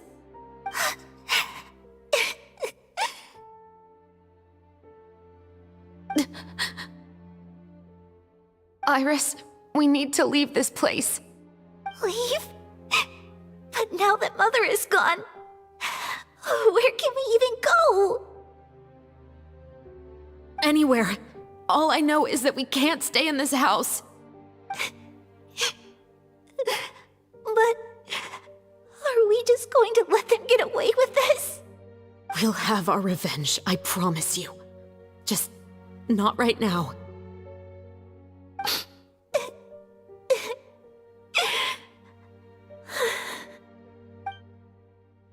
Come on, let's go. No, wait. We can't just leave Mother here like this. At least let me leave this rose with her. That's why we went out in the first place. To buy her this flower. All right. Goodbye, Mother. We'll avenge you. Someday. And cut! Beautiful! Great performance! Oh my, you're so amazing, Ayaka! And were those real tears I saw? How did you do it? I was surprised too. Thank you for the kind compliments. Actually, as soon as Director Farina said action, I told myself not to think about anything.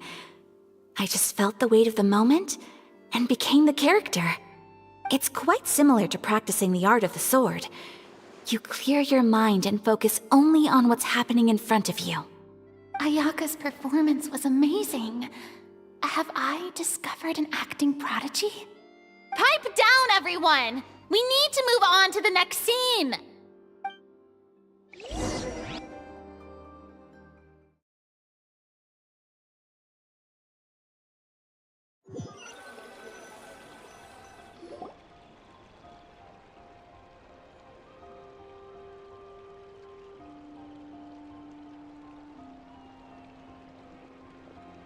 Huh?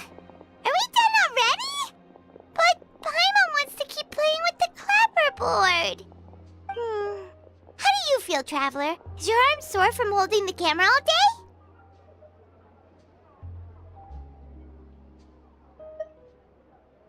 Good work, you two. You too, Shivers. You were quite the actress today. I've read this novel many times before. I have a good grasp of my character's mindset. Anyway, do you remember my request from yesterday? Oh, right! We were having so much fun that Paimon nearly forgot! You have a case where the murders seem really similar to the cases in the novel, right? So, how are they similar exactly? In the story, the main characters grow up to become two musketeers, always using their guns to carry out their revenge. And on each of the victims, they place a rainbow rose as a signal that they've returned.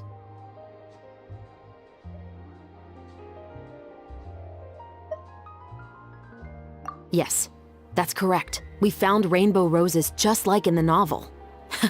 Seems like you're connecting the dots now. Oh, that does sound pretty concerning.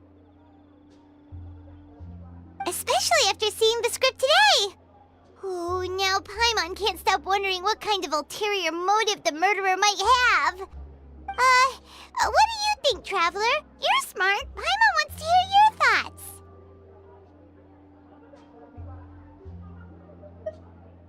Good. On behalf of Fontaine's Special Security and Surveillance Patrol, thank you for your dedication to justice. There's no time to lose. We should start investigating right away. Follow me. Huh? Right now? But we just got done filming all day. Paimon's so tired. The most valuable intel always comes after nightfall. They are like small, remote islands in the middle of the sea. If you don't stay vigilant, you will pass right by them in the fog. That's how one of my favorite books always puts it, at least. So, where are we going right now? Let's start by checking out some workshops that sell mechanical components. If the culprit is making their own weapons, it's very likely that they'll visit those sort of places.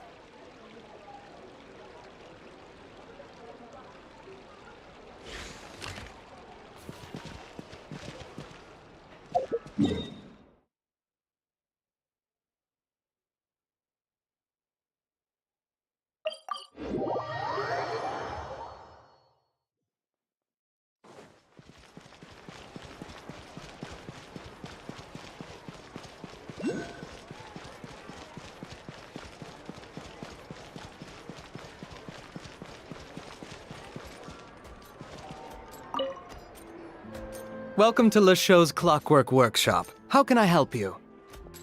Hello. I'd like to know if anyone has purchased some special components lately. Special components? Sorry, could you be more specific? I mean the kind of components that aren't typically used for clockwork toys, but for firearms. Huh? For firearms? No, we don't sell those sort of things here. Don't misunderstand. I'm not here to cause any trouble. We are merely investigating a case, and we're hoping that you could cooperate. Well, to be completely honest, I'm not even sure what kind of components that would entail. Has anyone ever purchased components here as an individual rather than on behalf of an organization? We have a lot of customers who buy toys, but those who buy components are all regular customers who buy in bulk on behalf of their organization. Is that so? I understand. Thank you for your cooperation. You're welcome. It's the least I can do.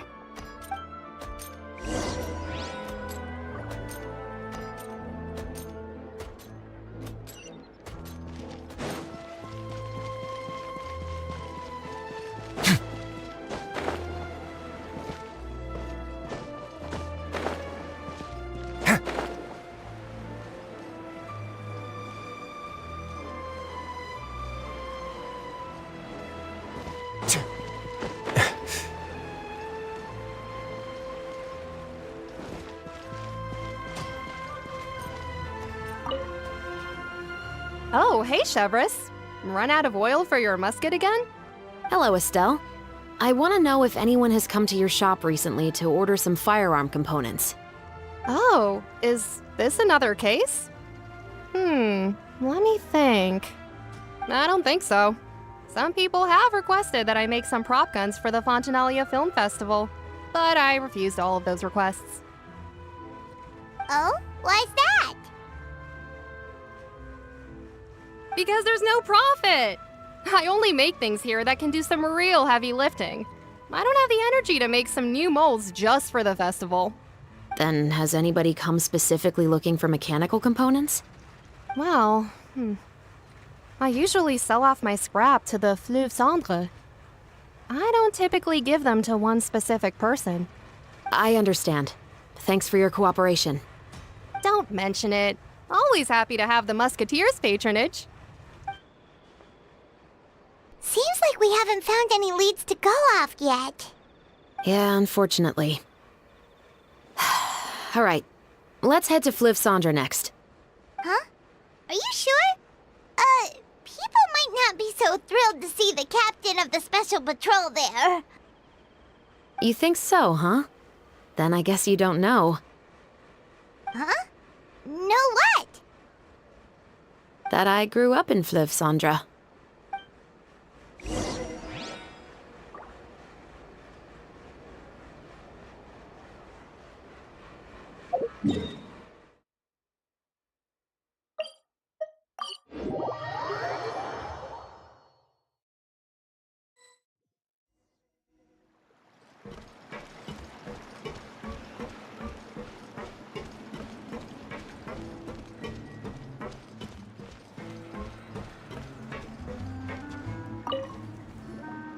Hello, I'd like to ask some questions. I don't know anything. Don't worry, I'm not here to arrest anybody. You say that now. It's the truth. Here, take this as my guarantee. Wait, did Paimon just see what she thinks she saw? Is the captain of the Special Patrol bribing a citizen?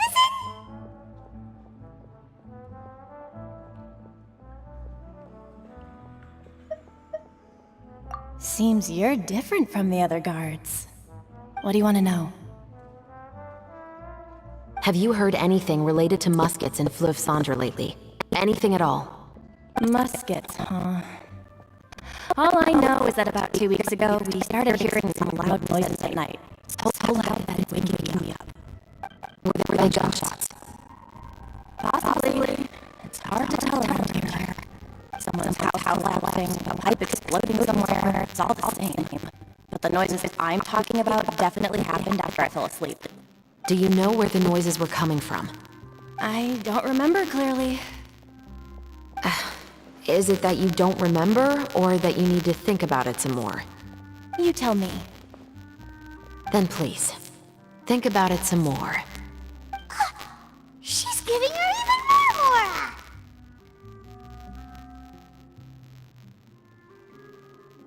The noises came from the end of the Southern Waterway. I came out and had a look for myself when I wasn't sleeping well, but I didn't dare get too close. That's all I know. All right, I'll take your word for it. Thanks for the pâte de fruits.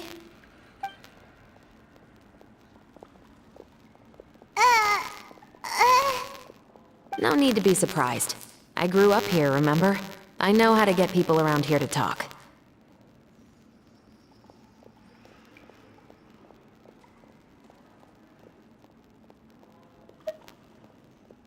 My apologies, I'm all out of sweets. Though I do have some other tempting snacks in my custody. Fries, fried chicken, and even onion rings. But taking care of junk food is my responsibility. You're better off sticking to your normal, nutritious diet. Now then, let's keep going.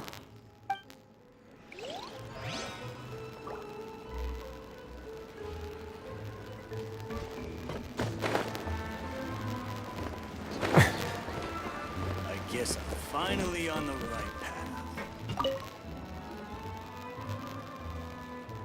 It's been a while, Tetro. Please, just get on with your request.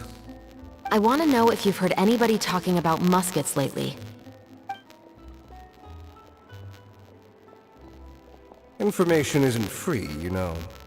I've heard that bandits have been extremely active in the countryside recently, and they've been affecting the delivery of goods to Poisson. I can allocate some more manpower to help out with that problem. What do you say? You're still as helpful as ever. One of our men got drunk at dinner about a month ago and lost his gun.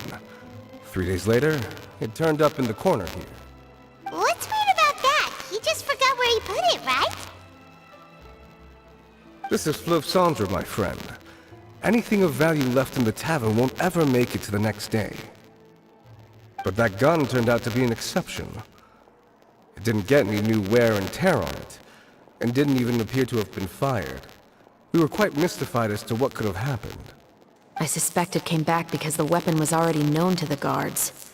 You mean, a criminal was afraid the Marechaussee Phantom would use the shot marks to track them down? Maybe. But if that's the case, the culprit really took great care to avoid getting caught. I didn't say anything about a criminal. In Fleuve Sandra, knowing who was killed is as easy as knowing what clothes you're wearing today. It's the guy living in the East Side, isn't it? I've never liked him. Every time he's here, he just orders a drink and sits there with a nasty look in his eyes. So, who was the one who lost the gun in the first place? Don't bother. Even if you ask, he wouldn't admit to owning a gun to some strangers. Not to mention the captain of the Special Security and Surveillance Patrol. He's right. I know you grew up here, Shavras. Even though you're on good terms with the Spina, you've still been gone too long. Not many people know you here now, and a lot of people don't like the Special Patrol. I know. So take my advice and don't show your face too much around here. It's for your own safety. I'll come and go as I please, and I'm afraid I'll be appearing more often due to my work. All right. Don't say I didn't warn you.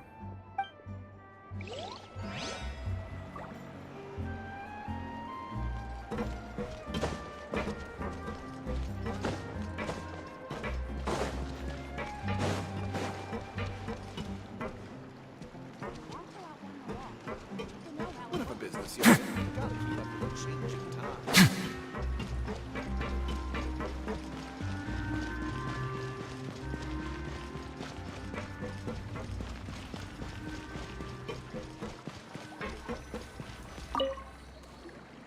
What's all this?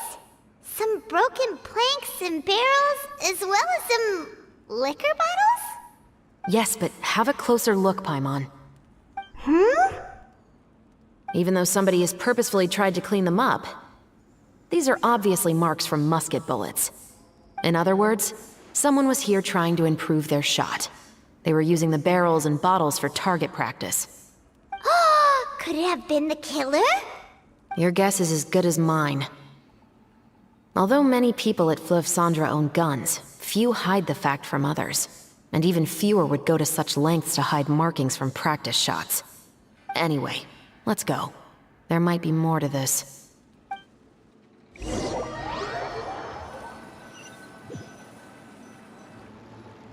Seems like that's all we'll be able to uncover for today. Paimon feels like we managed to learn a lot more here than up on the surface. Yes. Assuming that everything we found is indeed connected to our suspect, then their timeline was probably something like this. A month ago, our suspect found a gun and took it home to disassemble it. Once he'd figured out its mechanics, he brought it back. In the following weeks, he used some parts to create his own makeshift musket, and took it to the Fleuve Sandra for target practice. Then, a few days ago, he found his target and carried out the murder. Once the deed was done, he left a rainbow rose on the body, just like the scene in the novel. That all makes sense to Paimon, but we're still no closer to figuring out the killer's identity!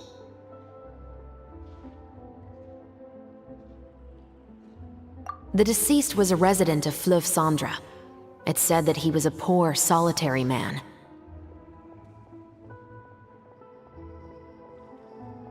Yeah, that's also something I'm trying to figure out. If we are indeed following the novel, and there's a story behind the murder, then this murder should be an act of vengeance. But according to our investigation, the deceased didn't have any enemies. He was no saint, but no one's heard of a rival who hated him enough to shoot him dead, much less care to leave a rose on his body. What message is the killer trying to convey, and to whom exactly? We've thoroughly investigated that possibility.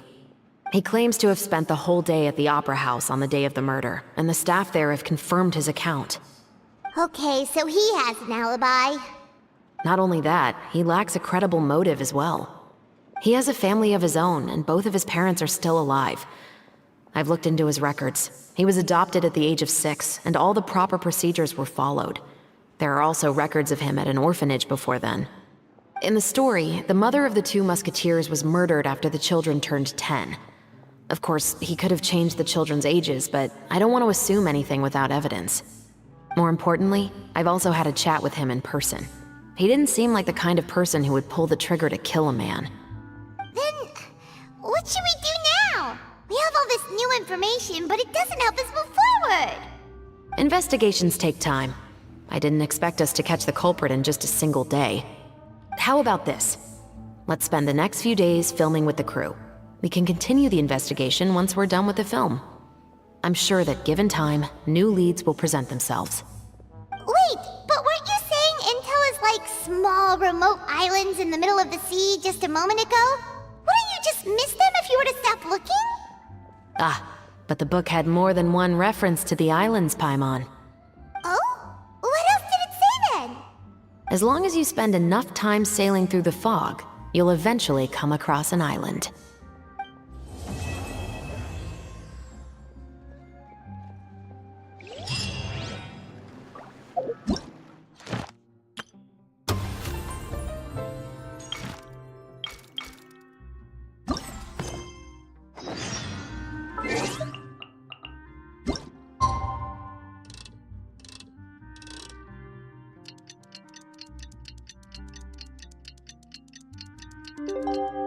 Word of advice.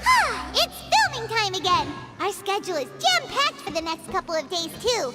We've got so many different locations and sets to cover.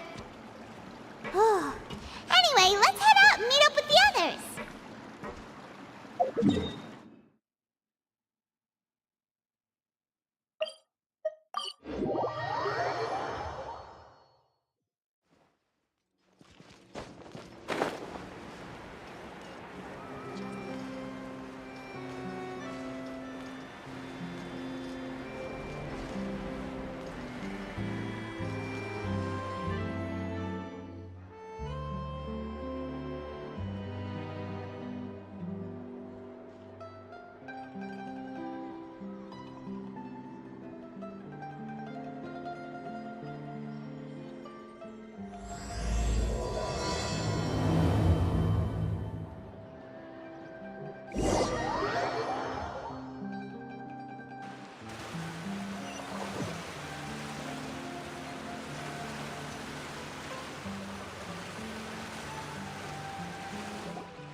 Good work, everyone!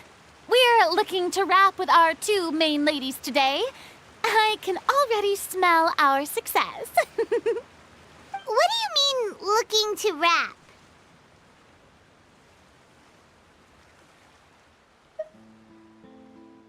Oh, aren't you the expert now?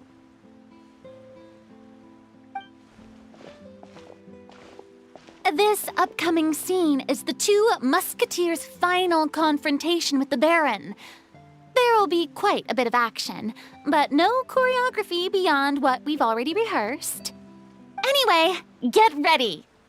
Lights, camera, action! The view is beautiful tonight. It reminds me of that fateful night 10 years ago.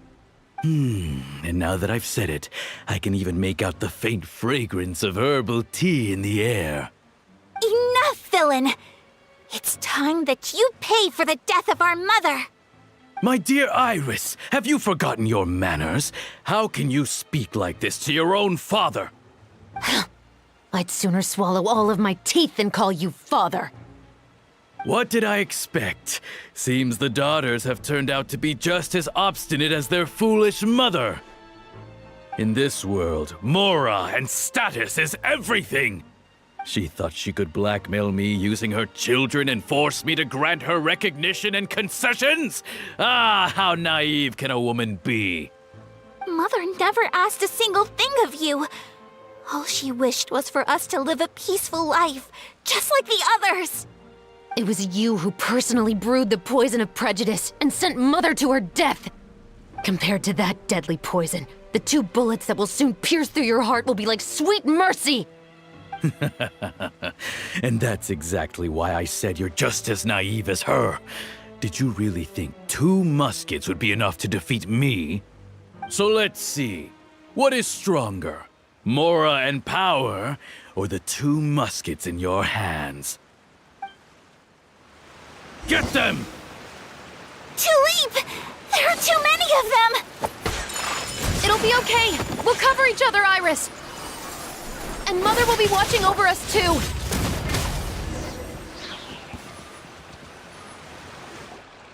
You've lost.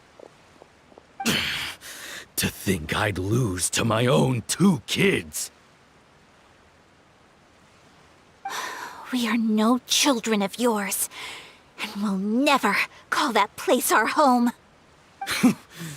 Then tell me, what did you do all this for? You lost your mother, and will soon kill your father as well. What will you gain in the end, other than sentences for your crimes? We will gain our long-awaited justice.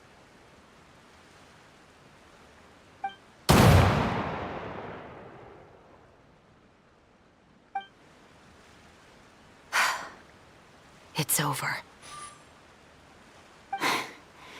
Finally, it's over.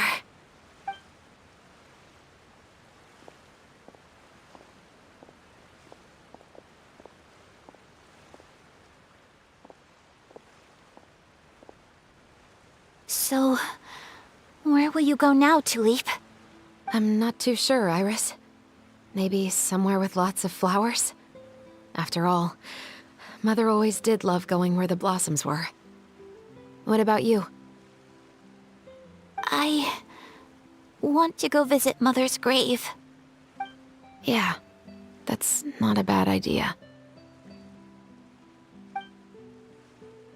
Huh? Tulip, look! What is it? It's Mother's favorite. The rainbow rose. Look, it's blooming again.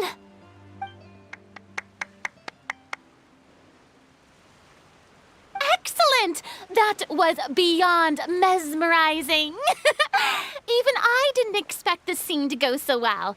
And we got it in a single take. All right, everyone. We've got a wrap for Tulip and Iris. Congratulations, Ayaka and Chevres!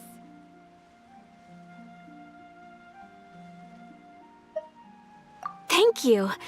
I didn't expect our parts to wrap so quickly. I wish I could savor the experience for just a bit longer. Paimon totally understands. Paimon's not ready to say goodbye to the clapperboard either. Filming has really been a lot of fun. You were great too, Chevres. The way you said, long-awaited justice. It gave Paimon chills. That is indeed my favorite line in the whole book. I still remember trying to act it out in my room the first few times I read it. Whoa, Paimon would have never guessed you're that type. Who doesn't like stories where the guilty are punished and justice prevails over evil? Don't forget, I'm the captain of the Special Security and Surveillance Patrol. Captain, I have something urgent to report. Please excuse me, everyone. I'll be back in just a moment. It's okay, don't worry about us.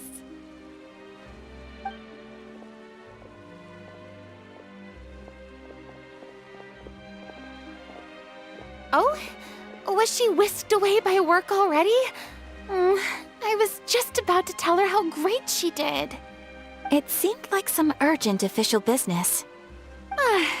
Then perhaps we should thank the stars that we were able to wrap both of your parts so quickly today.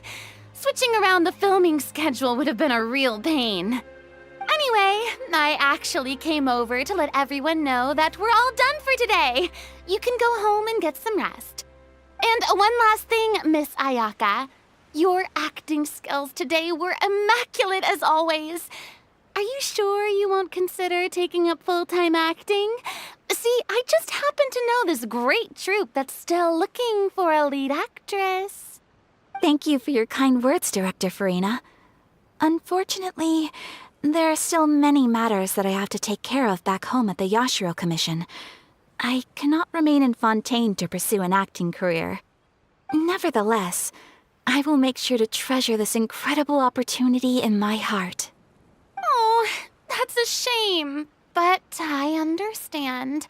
Just let me know if you ever change your mind. I believe it's also about time for me to take my leave. But hopefully I'll see you on set over the next few days. Even though my part's wrapped, I'd still like to swing by and help out the crew. See you tomorrow, Traveler and Paimon. Yep, see you tomorrow! Well, what should we do next? Maybe we'll go investigate the case some more with Shivers today. Traveler, Paimon, please come with me. Huh? Where are we going? You could say that our ship has finally chanced upon one of those small, remote islands of intel.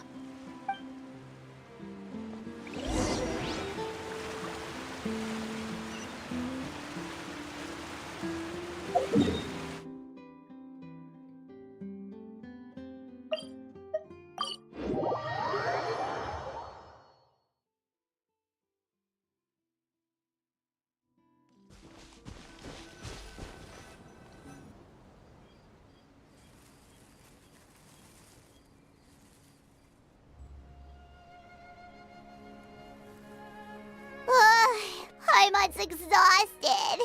Paimon definitely didn't expect having to float this far after a full day of filming. So, Chevras, why did you take us here?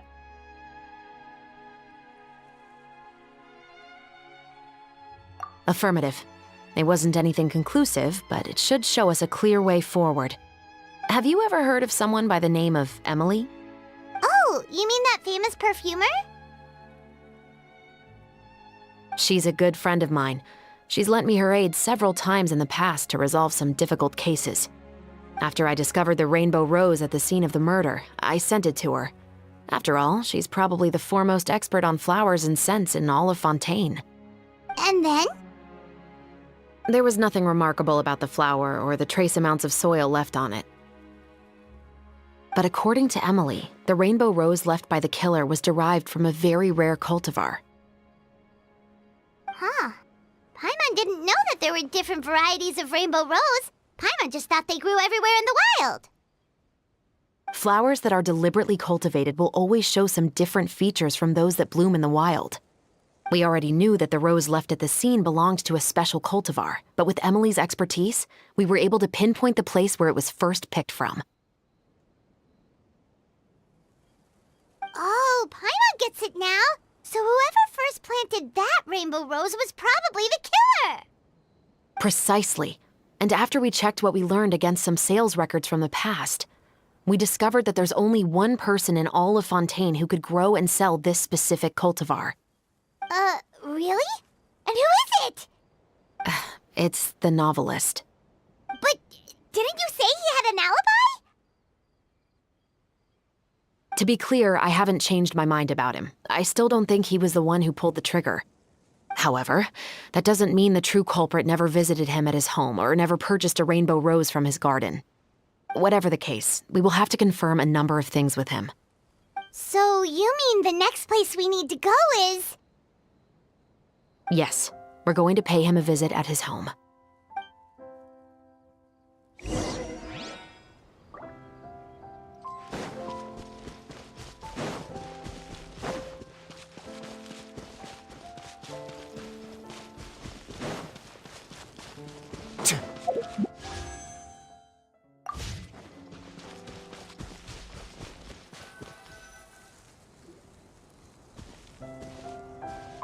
That should be his house. There are so many Gardamex stationed around the place. That's pretty unusual, right? According to what he told me last time we spoke, he hired them so he won't be harassed or disturbed. Huh. So there are a lot of flowers in his garden, but Paimon doesn't think we'll be able to pick one without alerting the Gardamex. Right. Which is exactly why I think there has to be a special connection between him and the killer. So, should we knock? Just wait here for now. I'd like to take care of a number of those Gardamex first. But they're so far away. How are you planning to do that? Don't forget, Paimon, I'm actually the real-life captain of the Musketeers.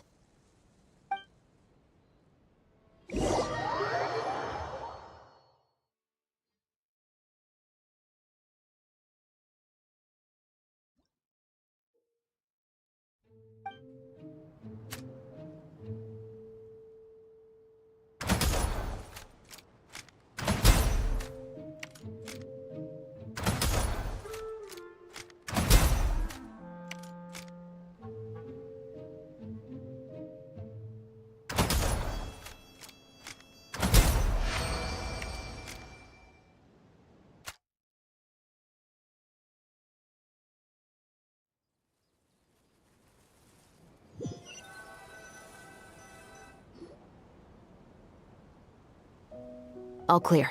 Let's go. Wait! Paimon's a little nervous now that we know he could be the killer. Can we go over our plan of action again? I'll go knock on the door and make sure it's safe inside. Once we're sure that we're in the clear, I'll ask him to come with us for a quick round of questioning at the guard's headquarters. But can't we just arrest him? We still have no evidence that he's the killer, or that he lent the killer any direct aid. Still, it would be appreciated if you could pick a rainbow rose from his garden for me while I'm talking to him. It'll help the Marachose Phantom confirm Emily's theory. Sure, no problem. Just be careful, Chevros.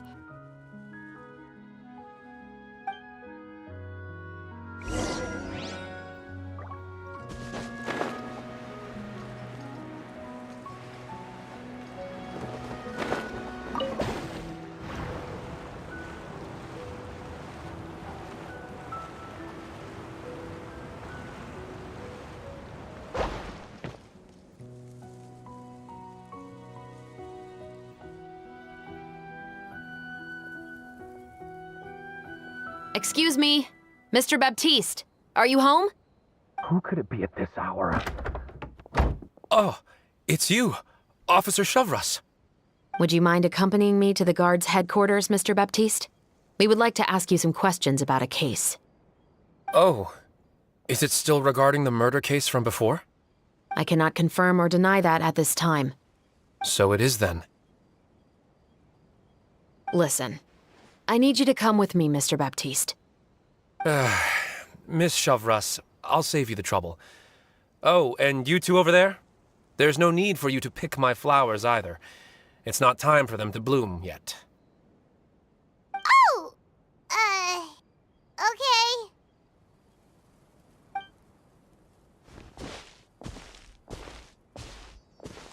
By saving me the trouble, you mean... I will confess, I was the killer. Huh? He just admitted he's guilty! Please relax, everyone. I'm not armed. The musket you're looking for has been buried in my backyard. Then it's my responsibility to inform you, Mr. Baptiste, that everything you say right now will be used as evidence for the inevitable trial. Yes, I am perfectly aware of that. I must say, I hate this feeling. Oh? Is it because I confessed? Or because you've been proven wrong? Both, I suppose.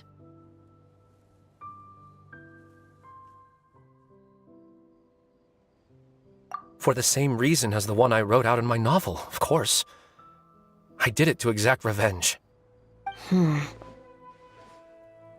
I know you haven't figured out the link between the two of us. Had you done so, I'd have been taken away to the headquarters a long time ago. But that won't stop me from always remembering his grotesque face. After all, he was the one who killed my mother. Your mother is still healthy and well. You know, I was adopted as a child. I was referring to my birth mother. That was never recorded in the orphanage's records. Please forgive a 6-year-old child for concocting some lies to protect himself after watching his mother die right in front of him. So, your novel, it was like a record of your life? No, of course not. It was a work of fiction with many embellished parts. But I am indeed the illegitimate son of a wealthy and influential man who abused his power to murder my mother. That part was 100% real. But the man you killed didn't have a Mora to his name. He was a hired assassin, an irredeemable beast who sank his fangs into a defenseless woman just for a few bags of Mora. But if that's really the truth, you wouldn't be telling us any of this now. You still haven't managed to take revenge against your father, the true mastermind behind it all. I never thought I'd hear that kind of thing from the captain of the Special Security and Surveillance Patrol. I'm simply skeptical about your motives. It's simple, really. I've grown tired of everything and don't want to shoulder this burden anymore.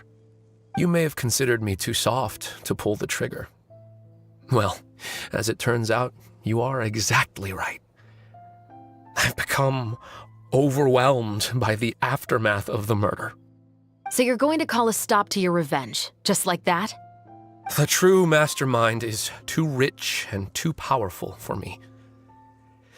I've accepted that I will never be able to avenge my mother alone. And so what? The characters in your book never gave up. Now, Officer Shavras, I'm the one who has killed a man, aren't I? Are you trying to convince me to commit another crime? What's your father's name? How do you plan to prove the veracity of all of your claims? Well,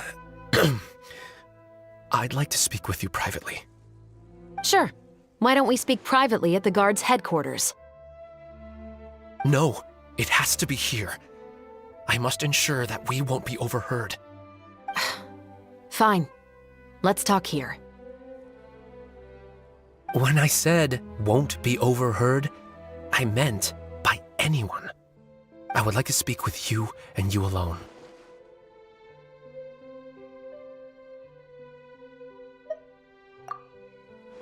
Thanks. I appreciate it. Please stay safe, Shavras.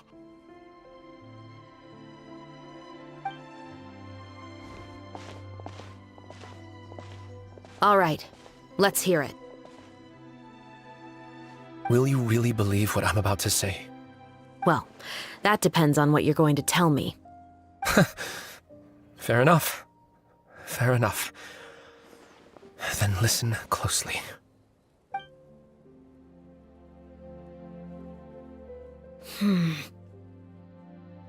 So that's how it's all connected.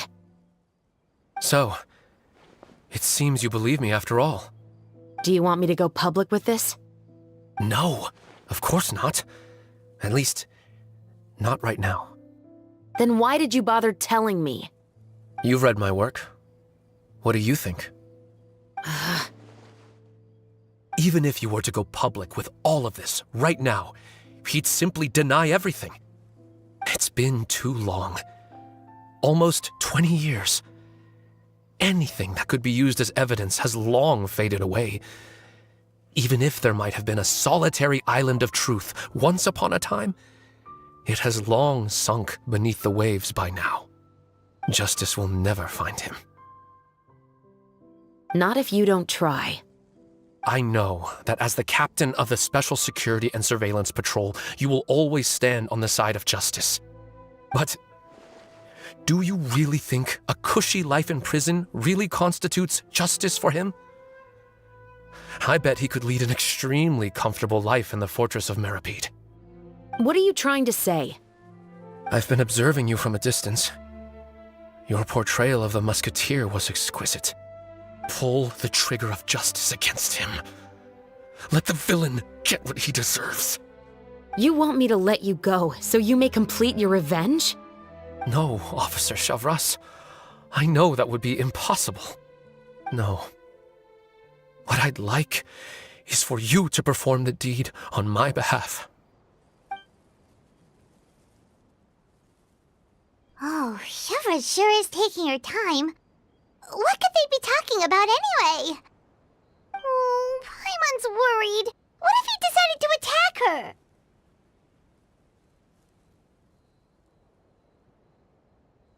Oh, you do have a point. Still, do you have any idea who the rich person might be? And why the novelist doesn't want us to hear what he's saying to Shavras? Sorry to keep you waiting, you two. Hey, how did your talk go? I've already sent someone to escort Baptiste back to the headquarters for questioning. He wasn't lying about the musket. It was indeed buried in his backyard. But what about the name? Did he tell you the name of the rich guy? Yes, he did. But for now, I have to return to the Special Patrol. There are still a few loose ends I need to tie up.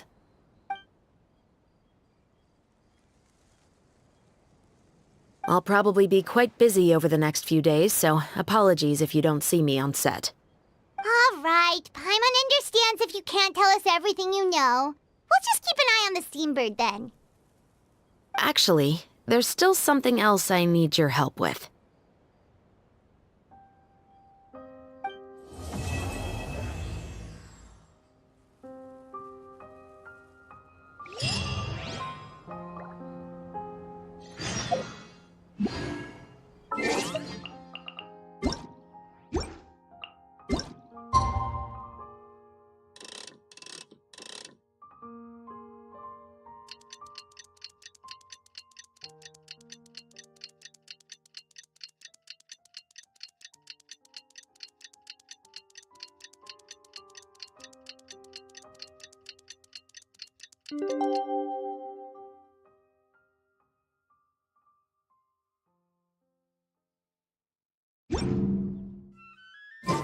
We haven't seen Chevra since that night at Baptiste's place. Well, guess there's no point in worrying about it now. Let's go join up with the others.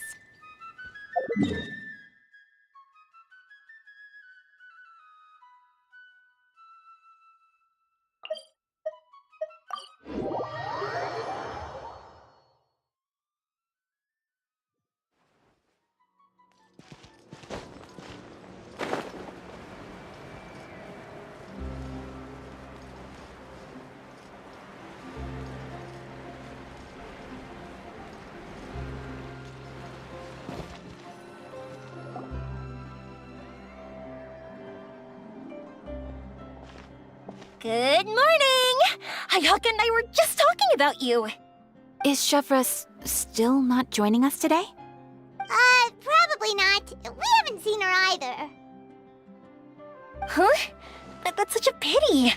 Director Farina said that we've only got a few small scenes left before wrapping up the entire thing. She even said that she'll get me into a couple scenes, so everyone will have a chance to shine in front of the camera. We were also planning on having a victory feast once we're all finished filming. You can join us, right?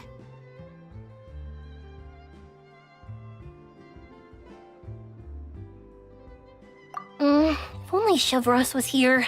I still haven't taken a photo with her. I'm afraid that can't be helped. Those special patrol folks are like phantoms when they've got a case on their hands. But to be honest, I'm even more concerned by what I read in the Steambird earlier this morning. It said that the killer in the murder case was none other than the author of the Two Musketeers. Oh yeah, I heard about that too. He came forward and confessed his crimes, but gave no explanation as to why he pulled the trigger. We didn't know about this case at all when we joined the film. Is it going to affect the reception of our work? From a pure publicity standpoint, this will draw a lot more attention to our film. I have to say, though, that no director can be perfectly comfortable with garnering attention through means other than artistic skill. To be fair, I feel like that ship sailed the moment you allowed yourself to be named as the director on our posters. It's not my fault that I'm super popular. What was that saying again? My popularity has, Sunk to an all-time low? spread to the four corners of Teyvat.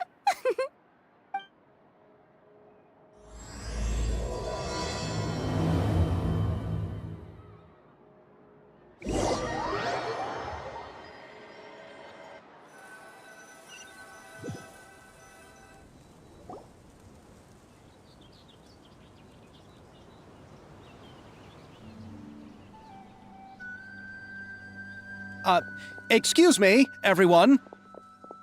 Xavier! Feels like it's been ages since we last saw you. I've been talking nonstop with the Film Association, and I'm absolutely swamped trying to coordinate the film's marketing. So forgive me for not being around more often, but please believe me when I say that I will make sure everyone's hard work gets the exposure it deserves. Oh, seems like you've been fighting your own battles. Yes, that's one way to put it. Oh, and before we begin the final round of filming, please allow me to finally introduce you to the original investor of our film, Mr. Morris. A pleasure to meet you all. Yes, glad to make your acquaintance, Mr. Morris. We've heard about the issues you've encountered with your financial situation, and genuinely hope that things have taken a turn for the better. Oh, well, the situation has indeed improved somewhat. Don't worry, Mr. Morris. Accidents and last-minute challenges happen all the time. There's no need to blame yourself over it. The good news is that we're almost done filming now, and I would even say that this is the best story I've ever seen. Is that so? I see, that's great news.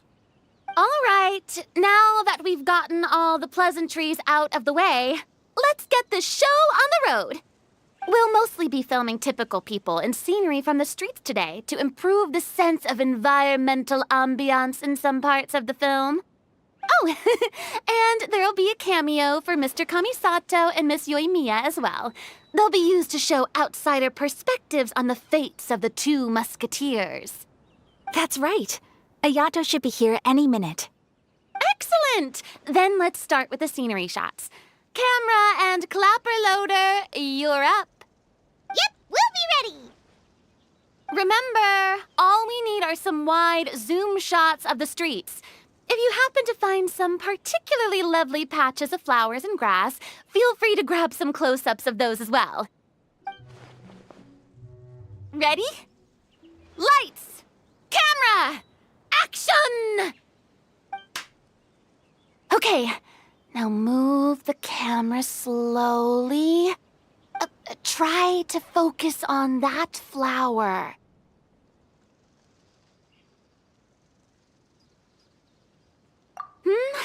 What's wrong? Just adjust the focal length a bit. Something the matter? Huh? But wasn't it working fine for all the days before? Veronique, can we try a different camera? No problem. How about this one? All right, let's give it another try. Lights! Camera! Action!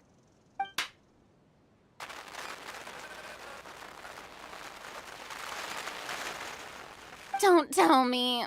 This one is broken too? Veronique, do we have any other spare ones we can use? I'm afraid we only brought these two today. What? Then go find a workshop to get them repaired right away. Oh, and you too, Bono. Go find our spare camera in the warehouse and bring it back to the set. On it. Greetings, everyone. My apologies for the delay. Is something the matter, Ayaka? It seems like there are some issues with the filming equipment today.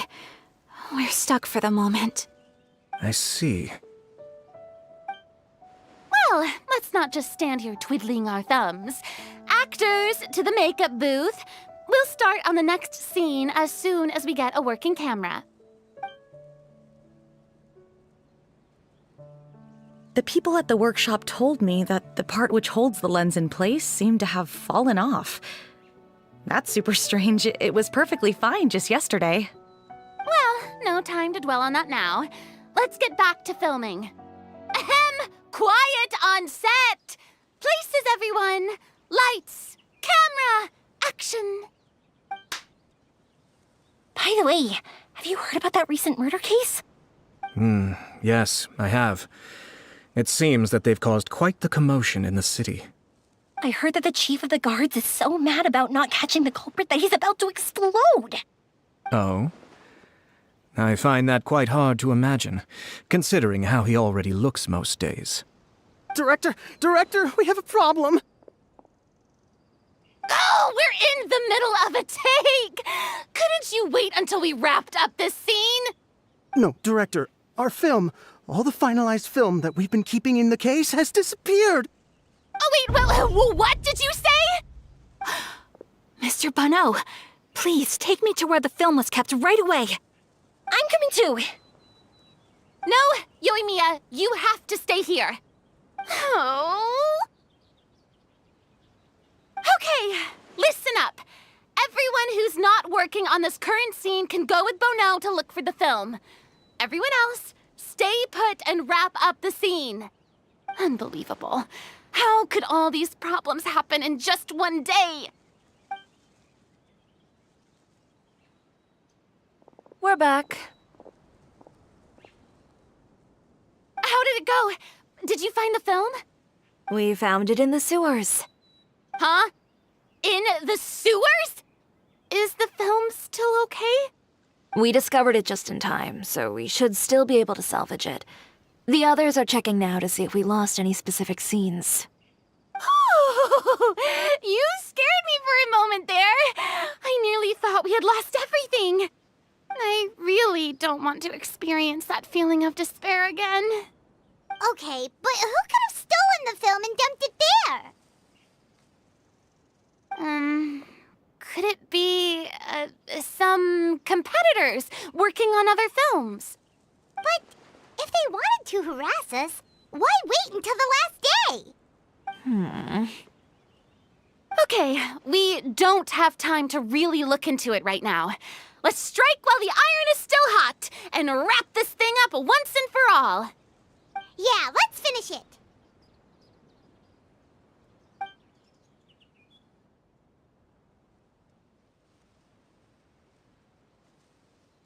I would like to officially announce that our entry to the festival, The Two Musketeers, has now concluded filming!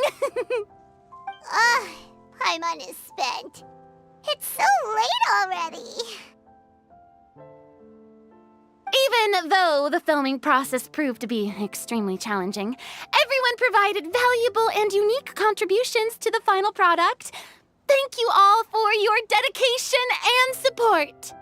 And just like Director Farina, I would also like to extend my most heartfelt thanks to all of you. Really, you've all helped me so much. All right, let's save the awards speech for later and hopefully also get some rehearsals in before the real thing. Anyway, now it's time to party!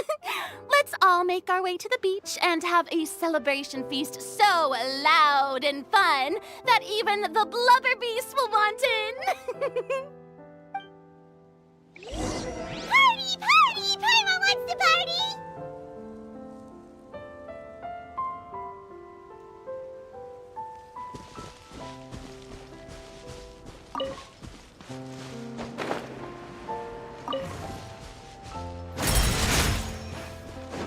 Whoa! This place is hopping!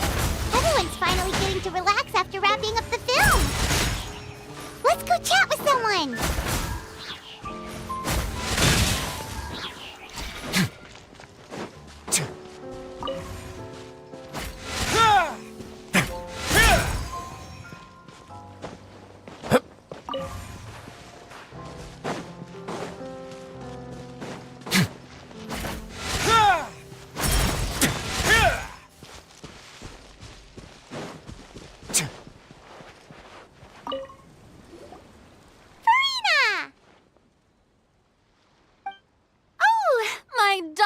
Clapper loader and camera operator, you've both worked really hard. Paimon thinks you worked even harder than us. Honestly, Paimon was getting a little tired of playing with the clapperboard by the end of it. Worst of all, Paimon started having dreams of you shouting, "Lights, camera, action!" into Paimon's ears. The actual dream can't even start until you've yelled that.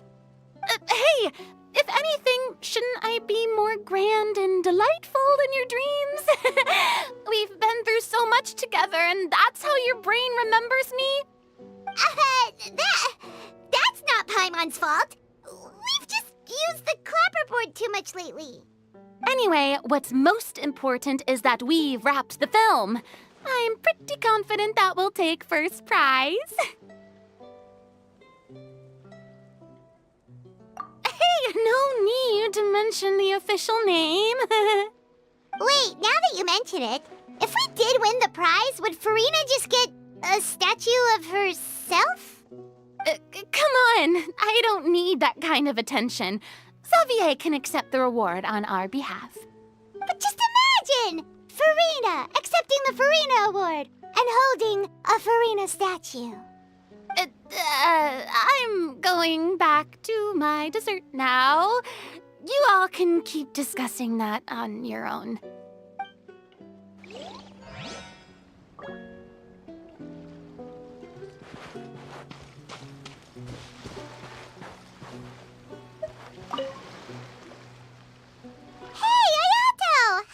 Been going? Everything went rather smoothly. Thank you for your concern. Ayato told me that we've already confirmed the dates for some Inazuma Fontaine cultural exchange events. So the next time we visit, we'll be doing so in our capacities as the representatives of the Yashiro Commission. Oh, that's great! then maybe Paimon will be able to find Fontaine detective novels in Inazuma from now on. Oh, wait. Wouldn't Yaimiko get upset if that happens? That would be stealing some of her business.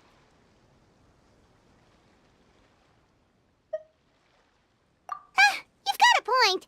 She's always complaining that light novels have become bland and too predictable after all.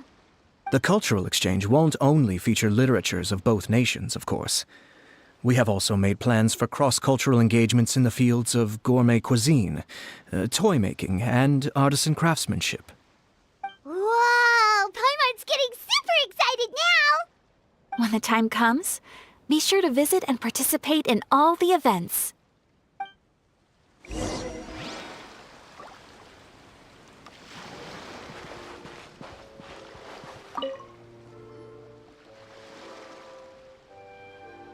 Chiori! Hey, you two.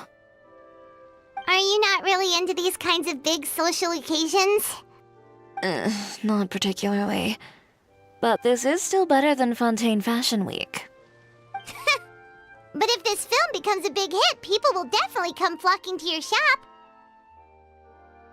Yes, that's highly likely. As long as the film can premiere as planned. Are you still worried about the case? That and all the obstacles we had to face today. You're right. It's as if all our bad luck just manifested at once. But why today of all days? No. No, it's nothing. We've already delivered the film to the editors, so there should be nothing more to worry about. How are you doing, Mr. Morris? You having a good time? Well, you could say that. Do you happen to know when the party is scheduled to end? Judging by how much fun everyone's having, I'd say probably not until well after midnight. Is there something that you still have to take care of at home, Mr. Morris? Oh, well, I'm just not a late night person, so I might take off shortly. Oh no! Silly me. I almost forgot something super important. Oh, what is it? I prepared a whole batch of fireworks for the party, but I forgot to bring them over from the warehouse. Fireworks, you say? Well, that's truly a pity. Sorry things didn't go as planned. Could you help me carry them over, Mr. Morris? I won't be able to fetch all of them by myself. Me? Are you sure that you can't find anyone else? I just wanted to make this a surprise for everyone. The warehouse isn't far from here. We'll be there in no time. Pretty please, Mr. Morris. These are some of the best fireworks I've ever made. So I also want you to see them before you leave. They're stunning. I promise that they'll be a once-in-a-lifetime experience that you'll never forget. But... It's okay. Just come with me. If we're sneaky enough, nobody else will see us leaving. All right. The warehouse is right over here. I moved the fireworks there in advance, so it shouldn't be too much work bringing them back. It's still a ways away from the party. Sorry about that, Mr. Morris. It's probably because I'm used to carrying fireworks all the time, so it doesn't feel like a lot of work to me.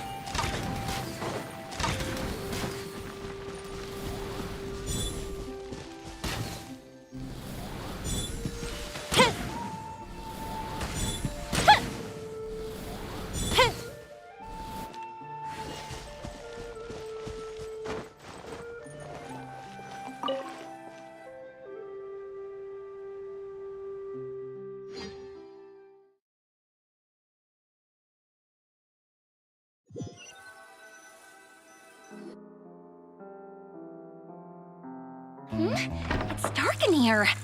Wait here, Mr. Morris. I think the light switch should be somewhere over here. Why did I have to get roped into this? What was that?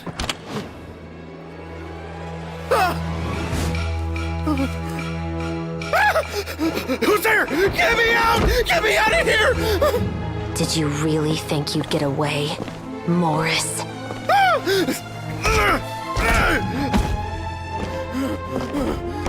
You've got the wrong guy! It wasn't me! I'm not the killer! You know, Eliza died a far more heroic death than this. She fought your assassin to the end, to save the children she had hidden beneath the floorboards.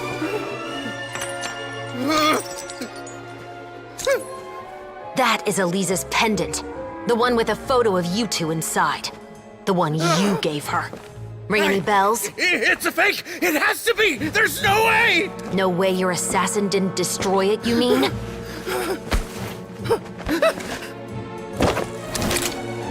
Did you ever love her, Morris? Or was killing her always the plan? No, please. Listen to me. I told Eliza to keep us a secret. I paid her plenty for her silence. I never thought she'd keep the child. Everything was gonna come out, and I had no choice. She'd force my hand. No! I'm begging you. I have money.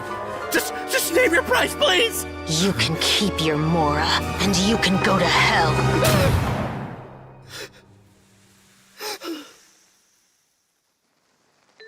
I'm Captain Shovraz of the Special Patrol.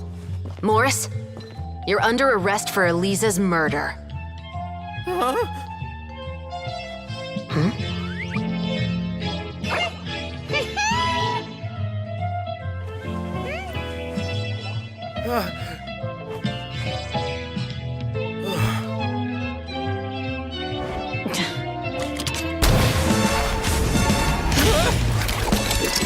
You're under arrest too, Prop Manager Veronique. Or perhaps I should call you the Second Musketeer.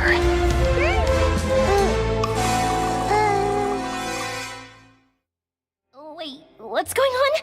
This wasn't in the script. Drop the gun, Veronique. Why? Why would you keep me from exacting revenge on this heartless monster? Drop your weapon. This is my final warning.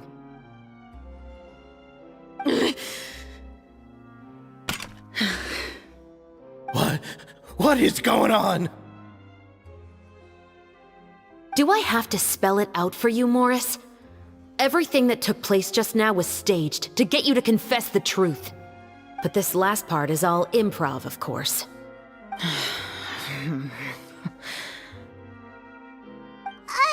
Shivers, you told us you wanted us to help you stage a play. You never said anything about the Second Musketeer.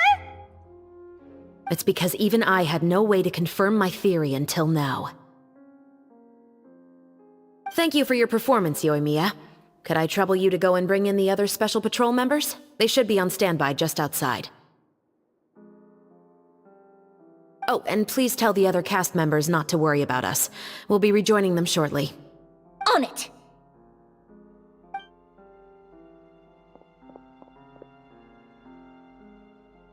So what do you think, Morris? Care to talk about what happened 20 years ago? My patience is limited, you know. Don't force me to take you back to the interrogation room. I'd wager that you wouldn't last for more than a minute in there. With the recording we made, you have no chance of winning in court. Cooperating with us now is the most practical move. All right. I'll talk. I hired an assassin to murder Eliza. She once worked as a maid on my family's estate. She was very beautiful, and after some time I fell for her. We kept our relationship a secret and carried out an affair for some time, but it wasn't long before she became pregnant. And if my parents ever found out, they would have stripped me of my inheritance and status, driven me out of my home. I also didn't expect Eliza to insist on bringing the pregnancy to term. She even asked me to leave my family and travel far, far away with her.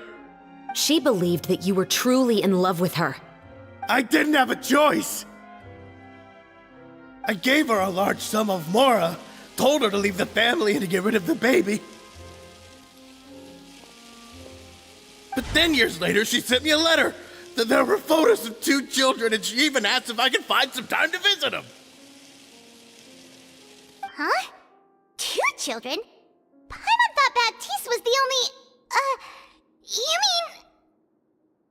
Even if she had the children against your will, you could have just ignored the letter entirely. Why kill her? I had just gotten engaged to be married to an heiress from another wealthy family. So if anyone were to find out about Elisa, my life would be completely ruined. I didn't have a choice. No. You always had a choice. You just made the wrong choice. Again. Do you know how it feels to watch your mother be killed right in front of you? My brother and I were hardly even school age yet. We were hidden beneath the floorboards, grasping each other's hands like a lifeline. We were so terrified that we didn't even know we could ever take a breath. All we could do was to watch Mother try to fight back, and then collapse to the floor. Even after the assassin left, we were still too terrified to leave our hiding spot. We thought that he might come back. It was only until the next evening when we finally climbed out and gathered around our mother. But she had already become cold and stiff to the touch. You made up your mind right then and there to bring this case to light. Not only that, we resolved to get our revenge. And that's why you became the Musketeers. No, that's why I became a Musketeer. The man from before was also killed by me. My brother had nothing to do with it. I figured as much. You did? I once told these two that he didn't look like a killer to me. His confession from that night also rubbed me the wrong way. I think what really tipped me off was, how could I not feel a sense of regret in him? Huh? He confessed faster than any criminal I've ever met, but he didn't say a single word about you. He insisted that he was the sole perpetrator in the case. But after the questioning ended, I disassembled the musket we dug up from his backyard, put it in front of him, and told him to reassemble it. Wanna guess how far he got? He had no idea where to even start. He's never touched a gun in his life. Based on that, I determined that he was not acting alone. He only surrendered himself to draw our attention and create a moment of opportunity for his partner. So, I decided to play along. And as expected, the second musketeer followed us without hesitation once she saw Morris get separated from the rest of the cast. Besides, why else would he call the novel The Two Musketeers? But how did you know it was Veronique? I figured it out the moment Baptiste told me his father's name. That so-called financial crisis was all just a ruse. He just wanted to sign up as the investor and then leave the film without any source of funding. After all, he has a vested interest in minimizing the reach of this story. It's really just the same thing as what he did to Elisa all those years ago. Human scum. But then Xavier pulled out all the stops and got the film made against all odds. Morris couldn't have that. With the killer in custody, he figured it was safe to act. And so he came to visit the set today, just as I expected. Wait, so you were behind all those mishaps today?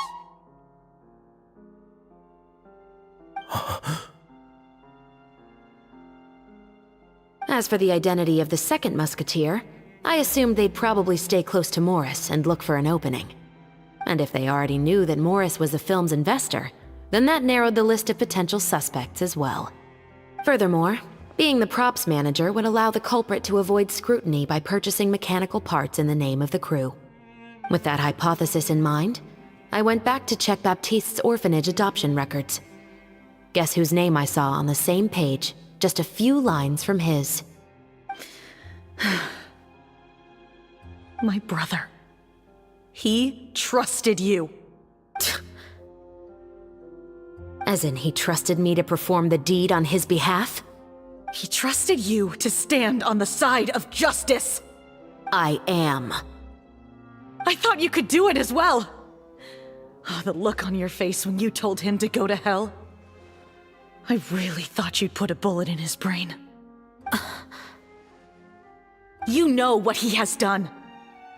Are you telling me that you'd rather see him spend the rest of his life living like a king in the fortress of Meripede? I will never be able to forget the feeling of my mother's cold, lifeless hands. And you would call this ending fair? Is this what you call justice? I won't lie, Veronique. I did hesitate when your brother first told me about the truth. I wondered. I agonized over whether I should really put a bullet in his head. So why don't you? Because that should never be how justice is carried out in this world. Perhaps, to you, justice is simply reciprocated. An eye for an eye, and a life for a life. But everyone has their own understanding of justice. If everyone were to pursue their own definition of it, there would be no more order in this world. Today, you'll kill Morris, and tomorrow, his children may come for you. The world cannot render judgments based on a desire for revenge. That will only lead to a cycle of revenge, as well as the destruction of order and civilized society. Fontaine is founded on a set of laws and a standardized code of justice. That is why we are the nation of justice. But with all that said, I will promise you this. Morris will not lead a cushy life in the fortress of Meripede. Chevreuse, the rest of the special patrol is here. Thank you so much, Yoimiya. Letelier, Terena, please take them away.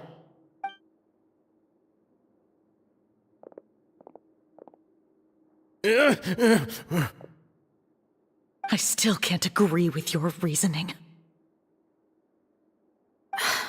I know. Justice has not been delivered. At least, not today.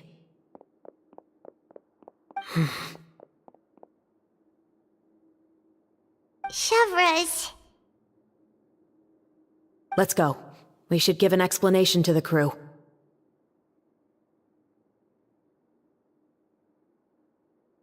Thank you for your concern. I'm fine. I'm just thinking about the things in life that have driven people to take justice into their own hands.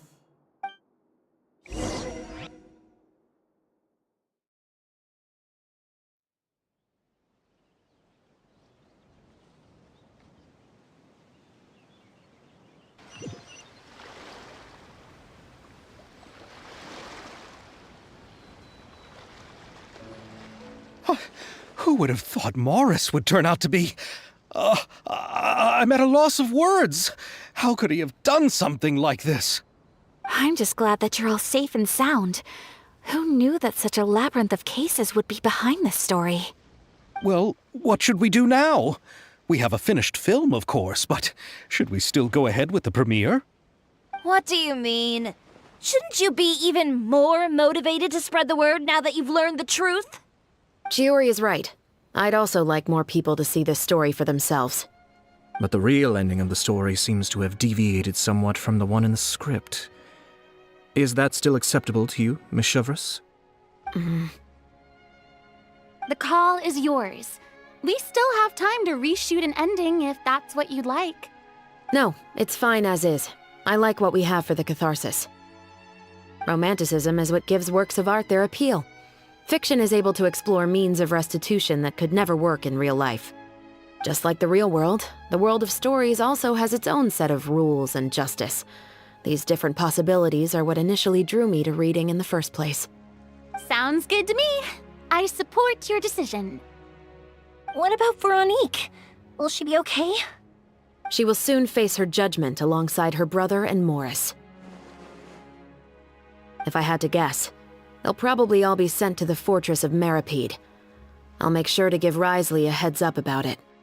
Oh, you mean that kind of heads up? Exactly. Ahem. All right, then the matter's settled. Now that everything's been taken care of, there's no reason for us to keep looking all gloomy and grumpy.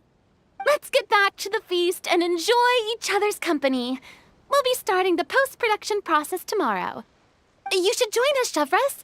You missed the first few hours of the party, didn't you? All right. Count me in. Then I'll wait for you over there. There's still some good news that I'd like to share with Chevreuse. Traveler, Paimon, could you wait for me by the sea after the party ends? I'd like to go on a brief walk with the two of you.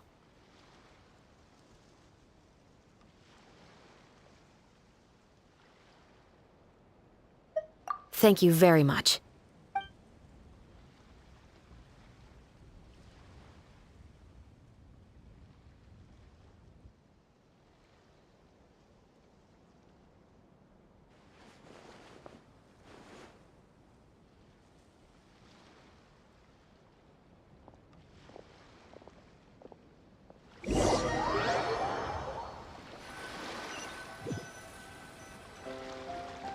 Sorry for the wait. Oh, we weren't waiting long at all. Is there something else you wanted to tell us? No, I don't have anything new to share. I just felt that since you were my investigation partners, I should have another conversation with the two of you.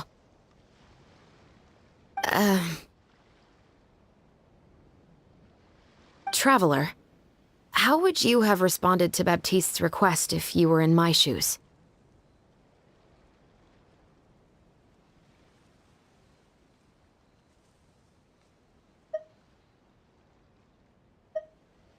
When I was young, my father often took me here to swim.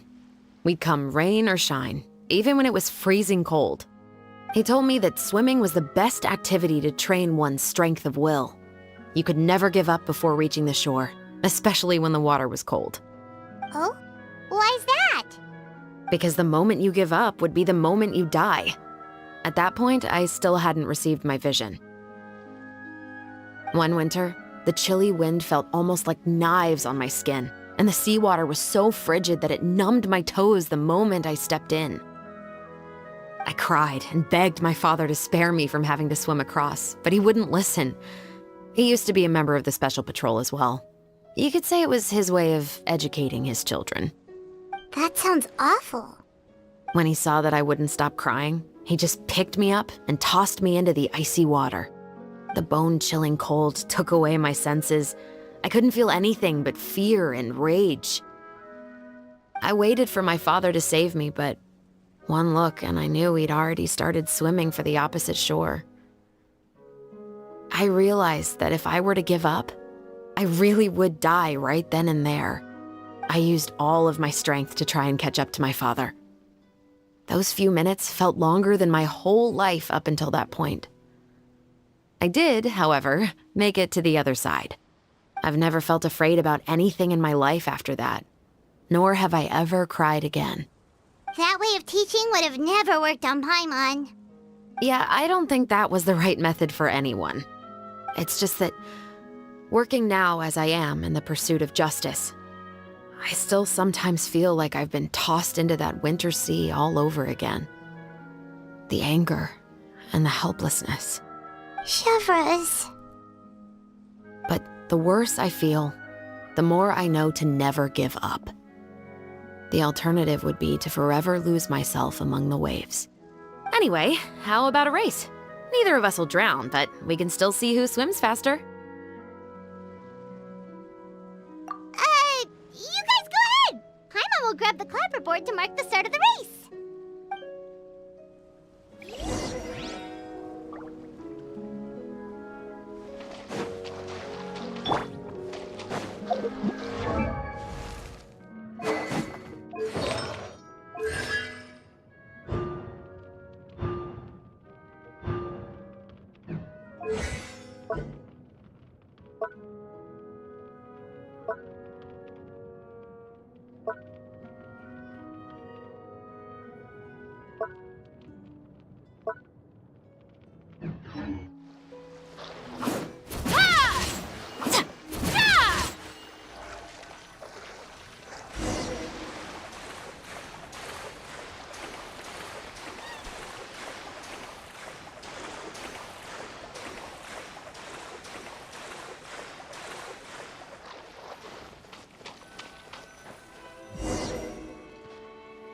Whoa, that felt good. You were so fast in the water, Chevreuse. You were swimming even faster than Paimon can fly. So, about the Special Patrol, did you join because of your dad? Partly, but I'd say I was more inspired by the heroes I read about in stories growing up. Oh, so it's due to your love of stories. Of course, it was only after I joined the Special Patrol that I learned that truth is often stranger than fiction. Come on, let's walk a bit more.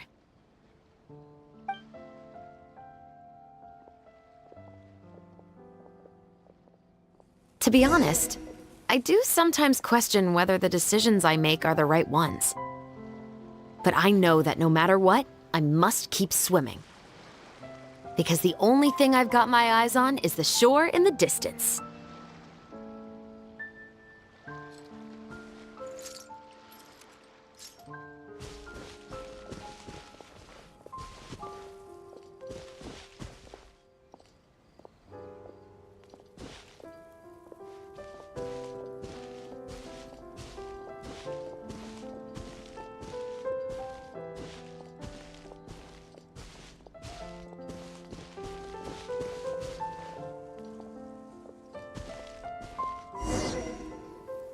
Thank you for coming on this walk with me. I feel a lot better after getting all that off my chest.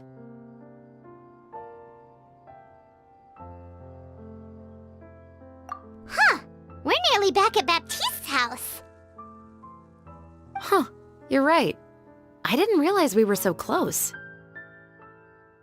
He really did plant a lot of flowers. It's just like how he described it in the story.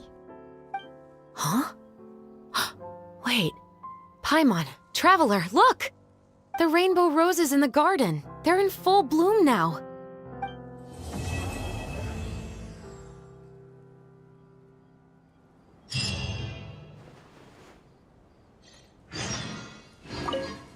Even though it's a bit late, I must thank you for investigating this case with me.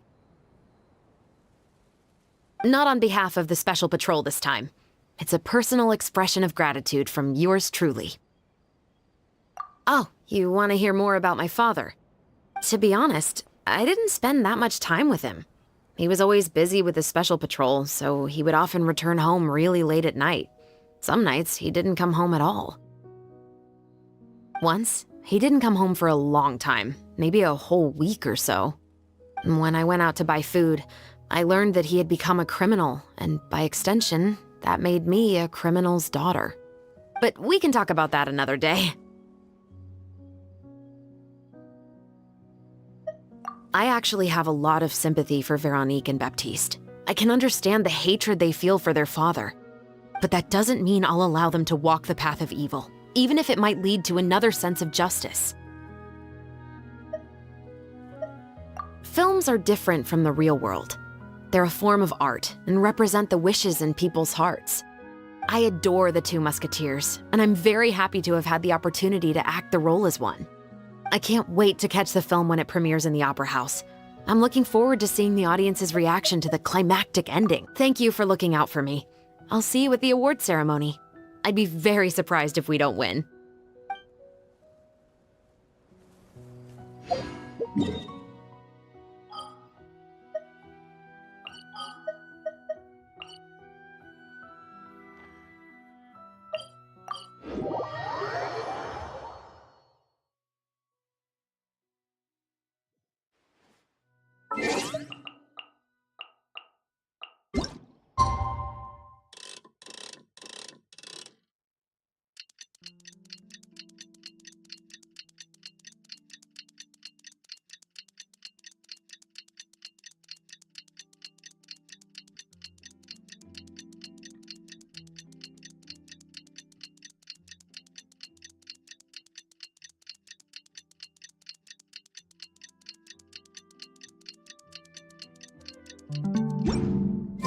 I once considered keeping some pets in my office, but soon gave up on the idea.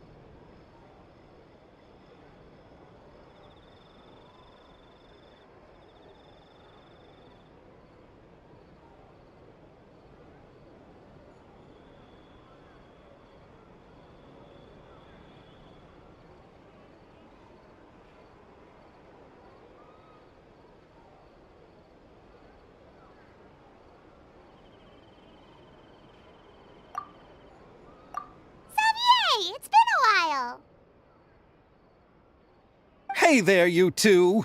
Sorry I've been scarce. I've been buried in marketing and preparing the film for release ever since we wrapped post-production.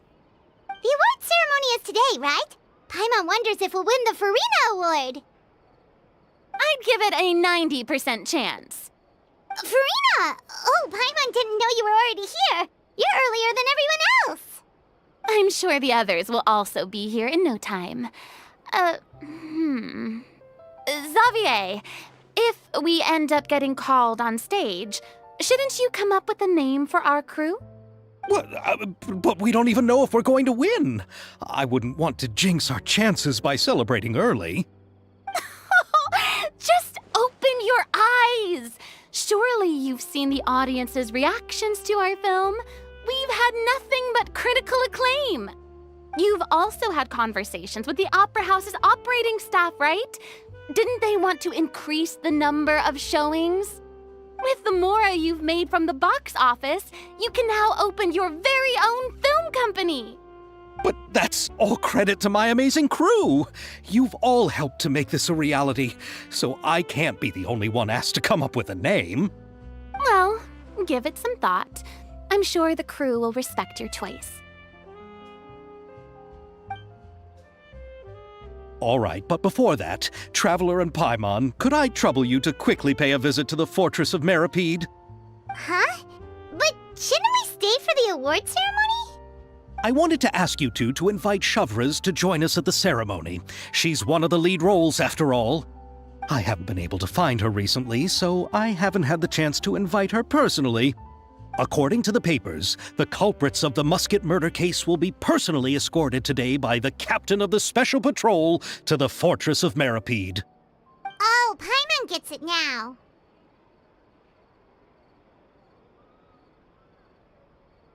Yep, just wait here, Xavier, and maybe try to come up with a few snappy-sounding names. All right, then I'll leave you to it.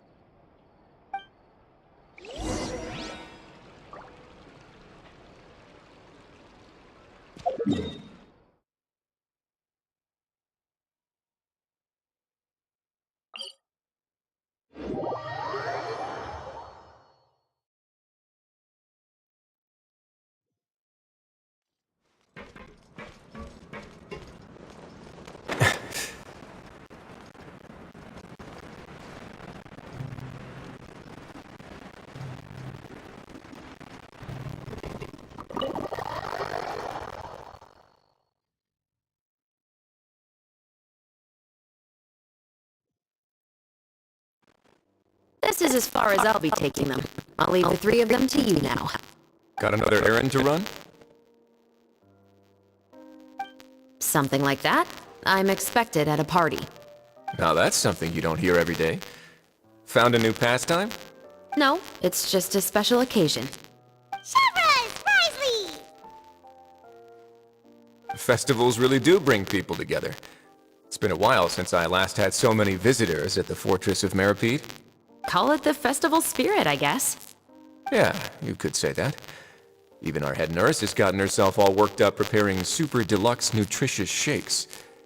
Just one gulp and you'll have met all your nutrition needs. Were you talking about work just now?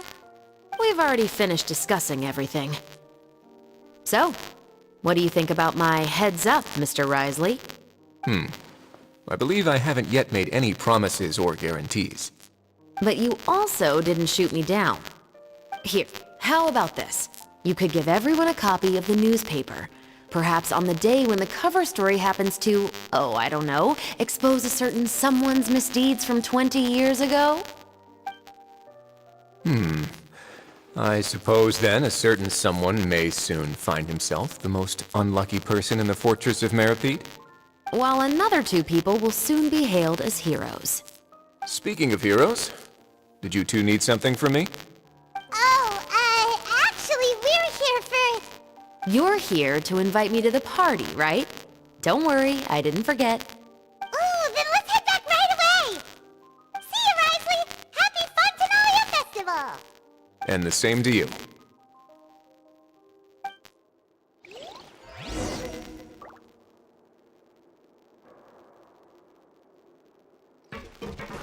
Please, go and enjoy the festival. And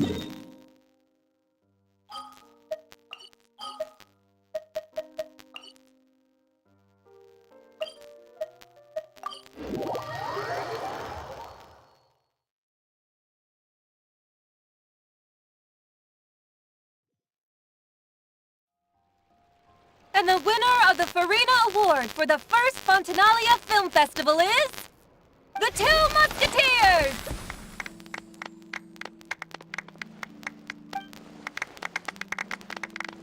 We won! We really won! Congratulations, Mr. Xavier. We won? I can't believe it! I really can't thank all of you enough! See? My takes on Fontaine's entertainment industry have never been wrong. Now, please welcome to the stage the producer of The Two Musketeers, Mr. Xavier!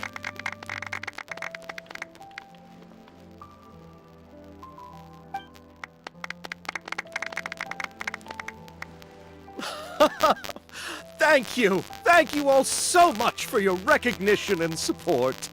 While I'm up here, I would love to give special thanks to... Time really flies, huh? It certainly feels that way. It feels like it was only yesterday when you were teaching me to hold a musket.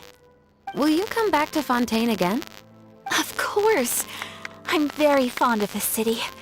There are so many novel and interesting things that it's been hard to keep track of them all. But how about you? Would you be interested in visiting Inazuma? I can't say the thought has crossed my mind before, but I'd be willing to consider it now. I will be eagerly awaiting your visit. It would be wonderful if you could visit my home and enjoy a taste of our tea and desserts. Yeah, let's keep in touch. Did you accomplish all you came here for? Yes.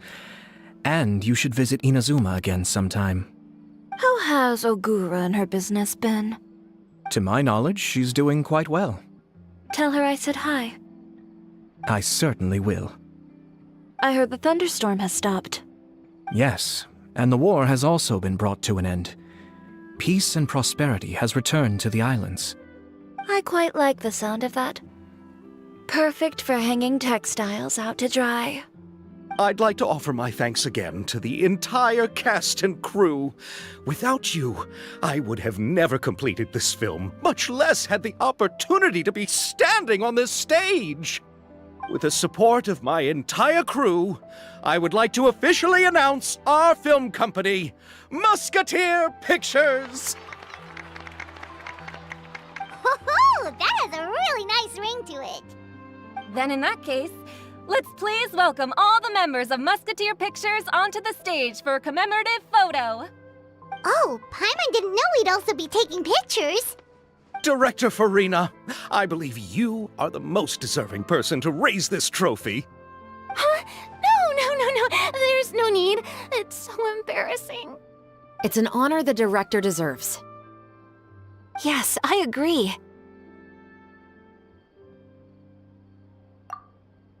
Just accept that you're not getting out of this.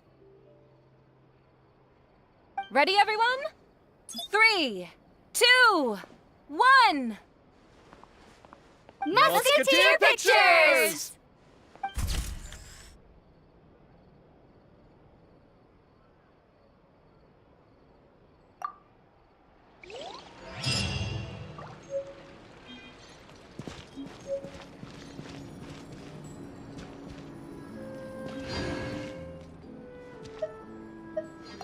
Miss Yoimiya, we haven't had the chance to talk, but please accept my thanks for everything you've done over the past few days. Oh, but I feel like I didn't do anything out of the ordinary.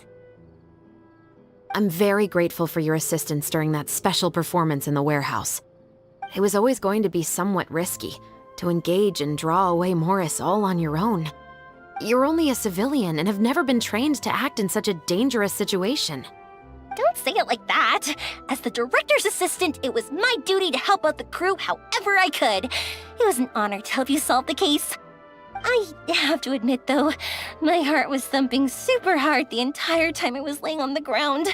I was scared that everyone would notice. You did great. Oh, and before I forget, if you ever visit Inazuma, please come and pay a visit to Naganohara Fireworks. I'll make some fireworks for you. I even know what shape I'd make. I'm guessing a musket. Telling you now would ruin the surprise. If you really want to see it, just come and visit me.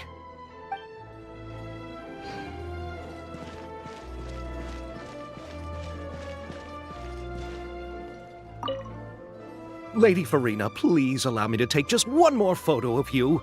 I would also love to get your autograph, just as a memento of our time together on the crew. Hey, I've had enough of the camera flashes from when we were all up on stage. But, Lady Farina, you are the best director I've ever met! The most photogenic maiden in all of Fontaine! This kind of lively and celebratory setting is exactly where you shine. I believe all photographers would agree. Come, the brightest star of our land! Show us your light! The camera is waiting to sing praises of your beauty! Well, I'm flattered, but... All right, I'll humor you and try a few more different poses. But I don't have to hold the trophy, right? Of course. You may pose however you like. Thank you so much. Thank you so much. By the heavens, my luck has been beyond belief. I'm having a hard time coming to terms with it now. Oh.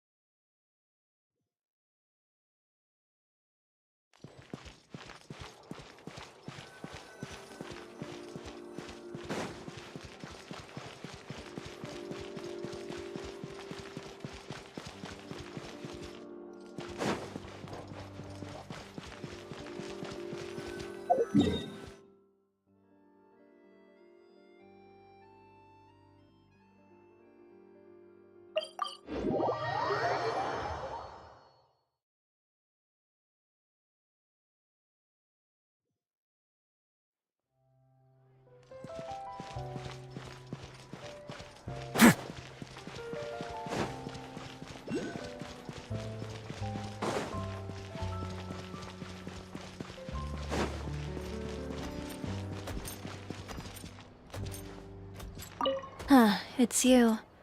Is there something I can help you with? Interested in our couture services? Just give me the word. Thanks to you, we were also able to premiere the film in time. Its success has increased the reach of my brand. There's no need to be humble. You helped Xavier and Chevreuse, and even Kirara's told me many good things about you. They are all my friends. You've done far more than what you give yourself credit for. I am merely a fashion designer. I don't have anything else I moonlight as. But when you run a business, it's inevitable that as you make more friends, you'll also encounter all sorts of thorny... You scratch my back, I'll scratch yours.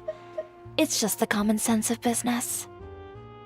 Xavier's over the moon now that he's actually won the Farina Award. Maybe I'll actually find him in the fountain the next time I see him. The demand for couture at my boutique has also increased, So much so that I don't have enough staff to handle it. Looks like I'm one step closer to achieving my dream. Anyway, you will always be welcome at Chioria Boutique. Okay, see you around.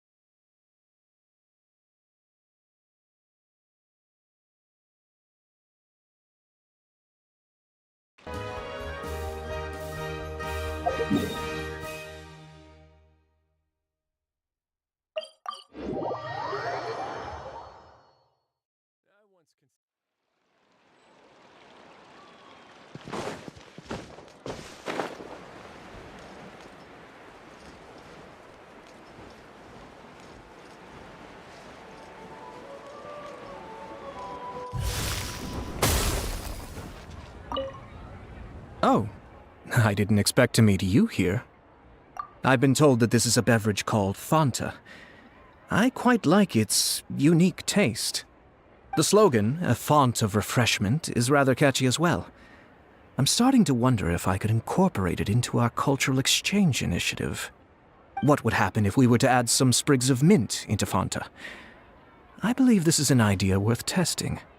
Or perhaps we could even take it one step further and mix in an equal amount of milk tea medley. But for some reason, I suspect thanks to you, the film was successfully completed and the Yashiro Commission secured a collaboration project with the Palais Mermonia. If another opportunity was to arise in the future, perhaps I should take on the chance to act as the protagonist.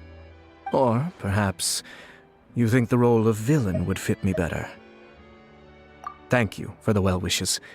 I will take good care of Ayaka and Yoimiya. I would like to wish you safe travels on your next journey as well.